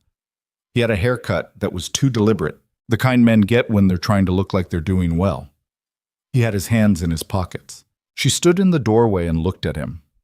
"Claire," he said. "Kevin." Her voice was even. She'd had a long time to practice this. "What are you doing here?" "I was in the city," he said. "I wanted to—" He stopped, looked past her into the house, briefly. "I heard you got married." 2 years ago. "Yeah." He nodded at nothing. "And the kids? They're good?" "Yes," she said. "They're good." She did not move back from the doorway to let him in. Not from cruelty. She was past the anger, mostly, the way you get past things that stop being worth the energy they require. But because letting him in was not something she owed him, and she'd spent enough years confusing obligation with generosity. "Can I—" He stopped again. "I'd like to see them. If that's—" "They're at school," she said, "and I think you'd need to give more notice than this, Kevin. They have their lives. They have routines." He looked at the ground. "I know I've been absent," she said. Not cruelly, just accurately. "I've been absent," he agreed. He said it like a man who had rehearsed the acknowledgement but hadn't gotten further than that. "I'm trying to—" He gestured vaguely. "I'm working on some things." She looked at him. The man she'd married at 26, the man she'd believed in when she was trying to build a life and hadn't known yet what the building required, the man who had left her with an 8-month-old and a 6-year-old and a lease in both their names, and the slow, dismantling realization that she'd been alone in the marriage for a long time before she was actually alone. She felt nothing sharp. That surprised her, still, that the sharpness was gone. There was something duller there. Not quite pity, not quite indifference, somewhere between them. Okay, she said, work on your things. When you've worked on them, you can contact me through the number I have and we'll figure out what's appropriate for the kids. A pause. But Kevin, Marcus is 15. He remembers things. Don't come back unless you mean it. He looked at her. Something moved across his face that might have been shame or the beginning of it. Is he... Kevin stopped. Is he doing okay? Marcus? He's exceptional, she said, simply and without the need to make it sting because it was just true. He's the most exceptional person I know. Kevin nodded slowly. Yeah, he said. Yeah, I can see that. He paused. You did that. She looked at him for a moment. Not just me, she said. He understood what she meant. She could see that he understood. He left. She stood in the doorway and watched him walk down the front steps and along the sidewalk. A man with his hands in his pockets walking away from the house that didn't belong to him. And she felt the full weight of everything he'd given up. Not her. She'd been fine. In the end, she'd been more than fine. But Marcus at 6 and Emma as a baby, and every year between then and now, the science projects and the planetarium and the 94 quiz and the graduation in the morning. Emma had called Damien Dad without thinking about it. All of it, irrecoverable, gone by choice. She closed the door. Damien was in his office on the 3rd floor, on a call that had started at 2 and was still going at 4, which was the specific purgatory of real estate development at the scale he operated. And she knocked and opened the door, and he looked up and read her face and said into the phone, I need 5 minutes. Hold on. Kevin was here, she said. He looked at her. Are you okay? Yes, she said. She meant it. He wanted to see the kids. I told him to give notice and to not come back unless he meant it. She leaned against the door frame. I don't know if he will. What do you need? That question, always that question. Nothing, she said. I just wanted to tell you. Do Marcus and Emma need to know? She thought about it. Marcus might need to know. Not today, but before Kevin comes back, if he does. A pause. He'll want to process it himself. I'll talk to him if you want, Damien said. Or you can. Or both. Let me do it, she said. But stay available. Always, he said. She went back downstairs. He went back to his call. She told Marcus that night, after Emma was in bed, sitting at the kitchen table, their table still, even here, still the place where the real conversations happened. She told him simply and without editorializing. Kevin had come. Kevin had asked about him. She'd told Kevin to give notice and mean it before coming back. Marcus listened with his hands flat on the table, which was a thing he'd started doing in the last year, and she noticed it and did not say anything about it. Did you let him in? Marcus asked. No, she said. Marcus nodded. He asked if you were okay, she said. I told him you were exceptional. Something moved across Marcus's face. He looked at the table for a moment, then back up. Do you think he'll come back? I don't know, she said honestly. Do you want him to? She thought about it. I want him to do whatever is going to be real, she said. For your sake and Emma's. Not a visit with presents and then gone again. Real. She paused. But that's his work to do, not ours. Marcus was quiet for a long moment. He was taller than her now, had been for about 6 months, which she still hadn't fully absorbed. He sat at the kitchen table in the house that was no longer her apartment and looked at his mother with the 15-year-old version of the face she'd known since he was born. I don't need him, Marcus said. Not bitterly. Not as a declaration of triumph or wound, just as information, delivered in the factual way he delivered most things. I've figured out what a father looks like. I know what it actually means. He glanced toward the ceiling, toward the 3rd floor where the sound of Damien's call had long since stopped. I'm good. She reached across the table and put her hand over his.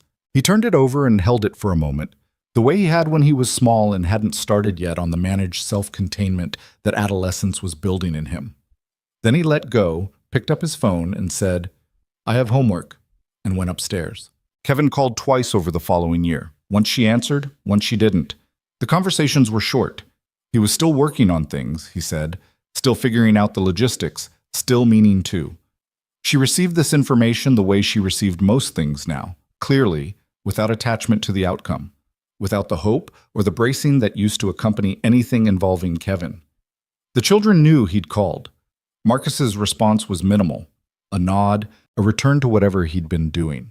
Emma asked if he was going to visit, and Claire said maybe someday, and Emma said okay and asked if Gerald needed a bath, because Gerald was looking dusty, which was an accurate observation and a complete pivot, and that was that. He stopped calling after the second year. The years that followed were not a resolution of anything. That was the thing nobody told you about building a life, that it didn't resolve, that it didn't arrive at a state of completion and rest there, that the work was ongoing and sometimes the work was hard. There were bad nights and sick kids and professional stress and the specific friction of 5 people with different needs and rhythms sharing a house and a life. Marcus went through a stretch at 16 where he was closed off and difficult, and Damien got it wrong twice before he found the right way in. And Sophie went through a thing at 13 that required more from Claire than Claire had known she had, and Emma broke her arm in 5th grade, and the ER visit opened something in Claire that she hadn't known was still close to the surface. The old hospital waiting room version of herself that flinched at fluorescent lights and hard plastic chairs. But Damien was there, every time. Not perfectly.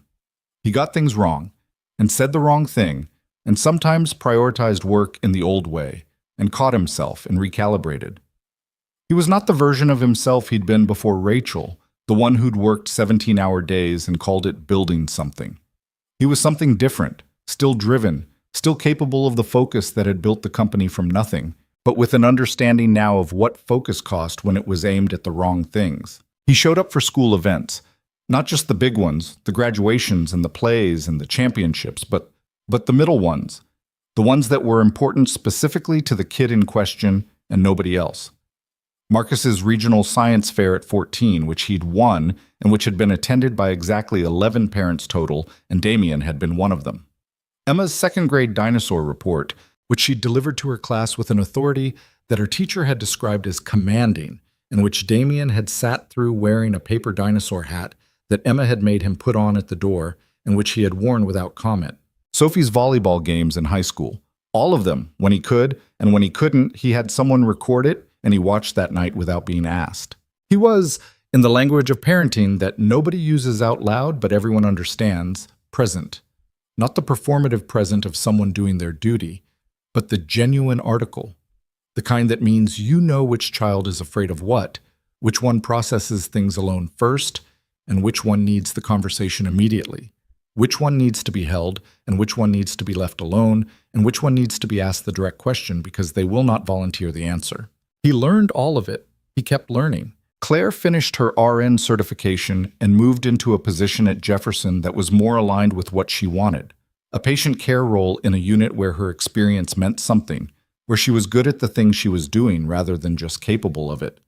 She was, by the time Marcus was in college and Emma was in middle school, someone who moved through her professional life with a confidence that bore no resemblance to the woman who had sat in a hospital waiting room 7 years earlier, apologizing to strangers for a spilled cup of juice. That woman hadn't disappeared. Claire carried her the way you carry the person you used to be. Not with shame, not with nostalgia, but as context. As the before that made the after legible. She thought about her sometimes. The 30-year-old in the blue scrubs beneath the fluorescent light, holding a sleeping child and bracing for the next thing, and she felt something toward her that was close to tenderness. She'd been managing so much. She'd been holding so much together with such insufficient materials. She'd been, without knowing it, in the waiting room where her life was about to change. Marcus was 17 when he told Damien he wanted to study astrophysics. He said it at the kitchen table on a Sunday morning with the same directness he'd used for everything since he was 9. No preamble, no softening, just, I've been thinking about what I want to study. I want to do astrophysics. Damien put down his coffee. MIT or Caltech? Marcus looked at him. I haven't gotten in yet. Which one are you applying to? Both, Marcus said, and Princeton. Then MIT or Caltech, Damien said. Marcus almost smiled. You don't have a preference? I have a preference for wherever they're going to give you the most room, Damien said. What do you need from me for the applications? That question again, the same question in this context, in this version, still the question that treated the person in front of him as the one who knew what they needed. Honestly, Marcus said. "I want you to read my essays." "Done." And Marcus paused. He had his hands flat on the table. He was looking at his coffee mug, then at Damien. "I've been thinking about what to put for the section about people who influenced me. The people who shaped how I think." Damien held his gaze. "I'm going to put you," Marcus said. If that's okay." The kitchen was very quiet for a moment. "That's more than okay," Damien said. His voice came out slightly wrong, which he didn't try to fix. Marcus nodded, picked up his coffee. "I'll send you the drafts this week," he said, and moved on because that was Marcus. He said the real thing and then moved on because the saying was enough and he didn't need to stand in it. Emma started calling Damien Dad the way she called him anything, without occasion, without announcement, simply because it had become the word that fit. She was 7 the first time, the night with the ear infection that Marcus had told Damien about in September, the night Marcus had stood in the dark and asked if Damien was going to disappear. She'd said it in the half-conscious way of a feverish child being carried to bed, not fully aware of what she was saying, and Damien had said, "Okay, you're okay. I've got you," without making it into anything. She'd said it again the next morning, fully awake this time. "Dad, where's my other shoe?" And he'd found the shoe, which was under the couch where Emma's shoes reliably ended up. And that had been that. Sophie had made the transition gradually in the way she did things, considered, deliberate, and then completely. She was 10 when she first used the word for Claire, not mom because Rachel was mom and would always be mom, but something adjacent, something that acknowledged what Claire was without replacing what Rachel had been. She called her Claire for years, and then one evening, when she was 12 and had come home from school raw and upset about something that had happened with a friend group, she'd walked into the kitchen where Claire was making dinner and said, without precedent, "Can I talk to you?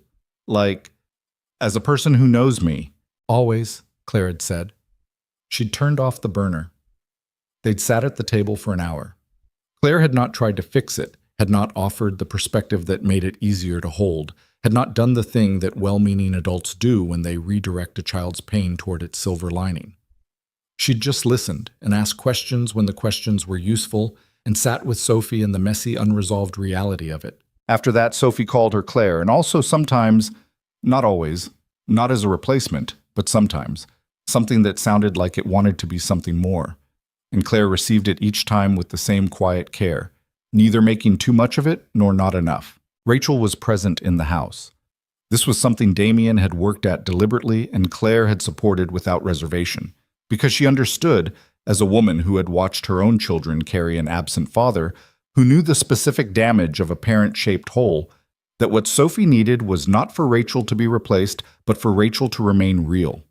There was a photograph in the living room, a good one taken when Sophie was 18 months old, Rachel looking at the camera with the impatient, clear-eyed directness Marcus had identified in her father's description. Sophie talked about her mother with the matter-of-fact ease of someone who had been given permission to do so, who had never been made to feel that talking about her was a problem, that the grief needed to be managed for other people's comfort. Claire had never once made it a problem. That, more than anything, was the thing Damien could not have anticipated when he'd first met her. The generosity of her. Not the performed generosity of someone being good on purpose, but the deep structural generosity of a woman who had been through enough to understand that love was not a finite resource, and that making room for Rachel did not diminish anything between them. He loved her for many things. That was at the top. 20 years after the first dinner, they went back. It wasn't planned as a commemorative event. He'd made the reservation at the restaurant on Spruce Street, the one with the good food and the low lighting and the tables spaced far enough apart. And Claire had asked why there specifically, and he'd reminded her, and she'd looked at him with the expression she used when something caught her sideways. "You remember the restaurant," she said. "I remember the whole night," he said. "You sat down and immediately told me I should walk away. I was giving you an accurate picture of the situation." "You were," he said. "I was not interested in walking away." The restaurant had changed slightly. Different ownership, different menu, the same bones. They sat at a table near the window, which was where they'd been the first time, though neither of them could have said with certainty that this was the same table.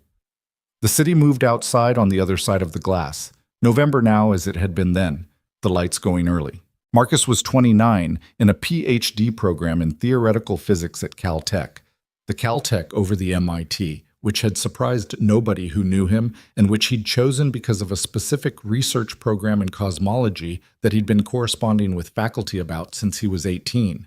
He had a girlfriend who was a structural engineer and who had the specific quality Marcus had always been drawn to in people: direct, efficient, not inclined to perform.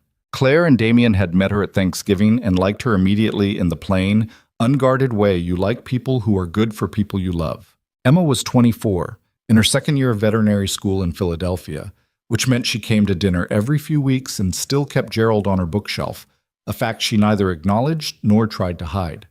She had not, as far as anyone could tell, outgrown dinosaurs, which remained one of Damien's favorite things about her.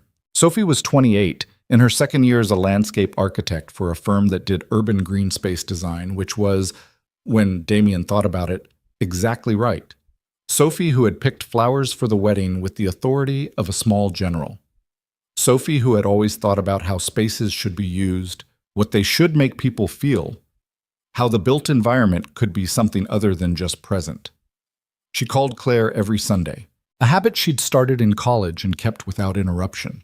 She called Damien on Tuesdays, which was the day he'd always been more available, and she said she liked Tuesdays better anyway, which was something she'd decided at 13 and maintained. Damien looked across the candlelit table at his wife. She was 50 years old and she looked it, which was what 50 looked like when you'd lived something real, not old, not diminished, but marked in the ways that a life marks you.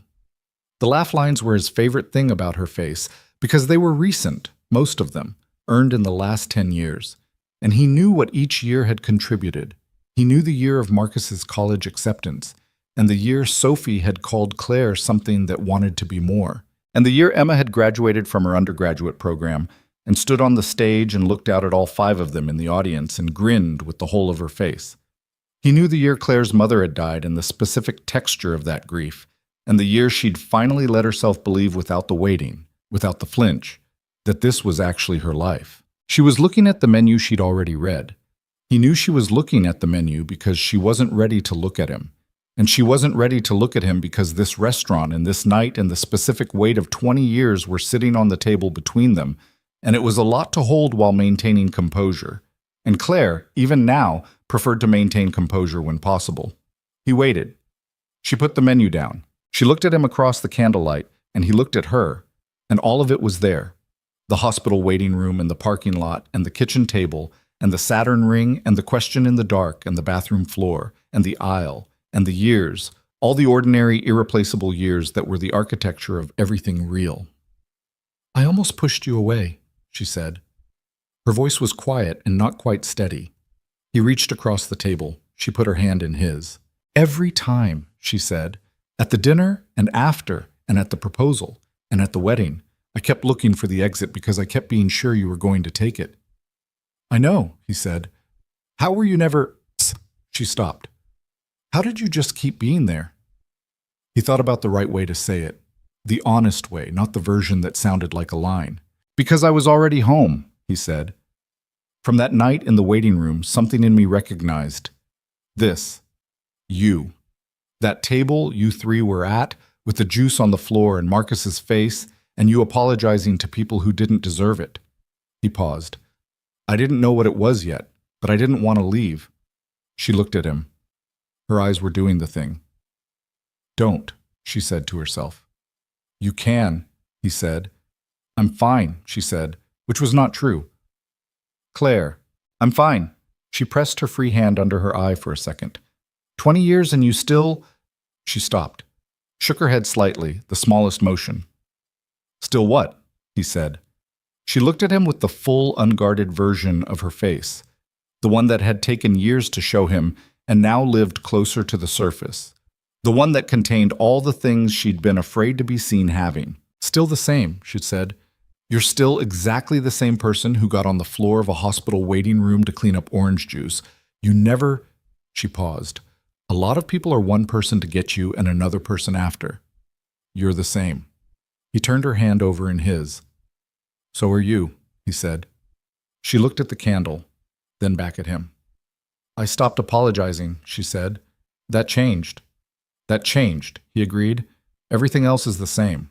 She was quiet for a moment, looking at their hands on the table. The ring was still there, the round stone in the plain setting, a little worn now, the surface of it no longer quite new. She'd offered once, a few years in, to have it refinished, and he'd said no. He liked it the way it was, and she'd understood what he meant. "Do you know what Marcus said to me last week?" she said. "What?" He said. She almost smiled. He said he's been thinking about the structure of things, of relationships, of families. And he said the thing he keeps coming back to is that the strongest structures aren't the ones that had no pressure on them. They're the ones that were built to handle it. Damien looked at her. "He said he thinks about us when he thinks about structural integrity," she said. He said that like it was the highest compliment he knew how to give.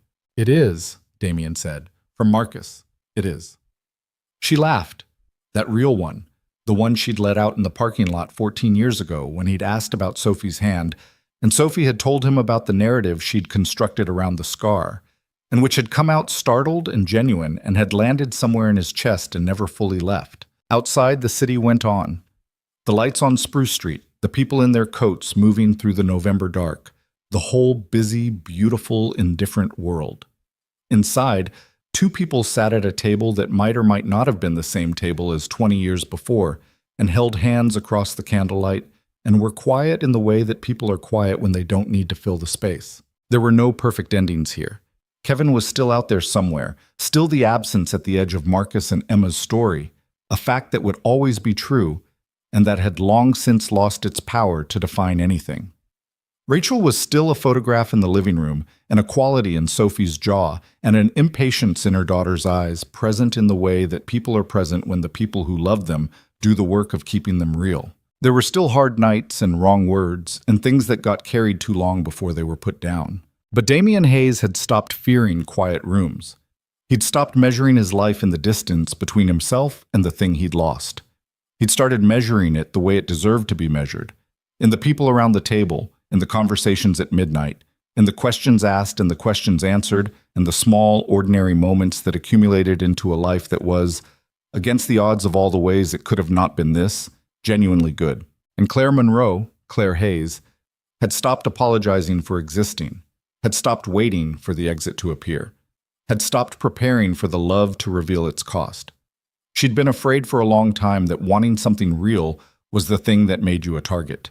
She understood now that it was the thing that made you a person, the truest lesson of her life, the one she'd learned not from a book or a program or anything anyone had told her, but from 10 years of being in a room with a man who showed up, was this. Love was not the absence of fear. It was the decision to stay anyway, to show up to the kitchen table and the waiting room and the 2 a.m. and the birthday and the hard conversation and the next day and the day after that, without the guarantee of anything except that you meant it and you were there. She'd learned it. She'd lived it. And she'd passed it to 3 children who were now in their different ways building their own structures out in the world. Marcus with his cosmology and his engineer girlfriend, Emma with her veterinary medicine and her Gerald-adjacent adulthood, Sophie with her green spaces and her Tuesday calls. And she could see it in all of them, the capacity for it, the knowledge somewhere in them that staying was the thing, that showing up was the thing, that the person worth having is the person who, when they find you in the place where everything is hard and the light is unflattering and the juice is on the floor, gets down on the ground and helps you clean it up, and doesn't ask to be thanked, and doesn't leave. The waiter came and they ordered and they ate and they talked about Marcus's research and Emma's coursework and Sophie's project in North Philly, a green corridor through a neighborhood that had needed one for 30 years, and the night stretched on the way good nights do when nobody is watching the clock. At some point, walking out into the November cold, their breath visible in the air, his hand finding hers in the way it always did, Claire looked up at the city above them, the lit windows, the bare trees, the particular quality of the sky above a place that had become, over 20 years and entirely without ceremony, home. She didn't say anything. She didn't need to. He pulled her hand into the pocket of his coat, and they walked.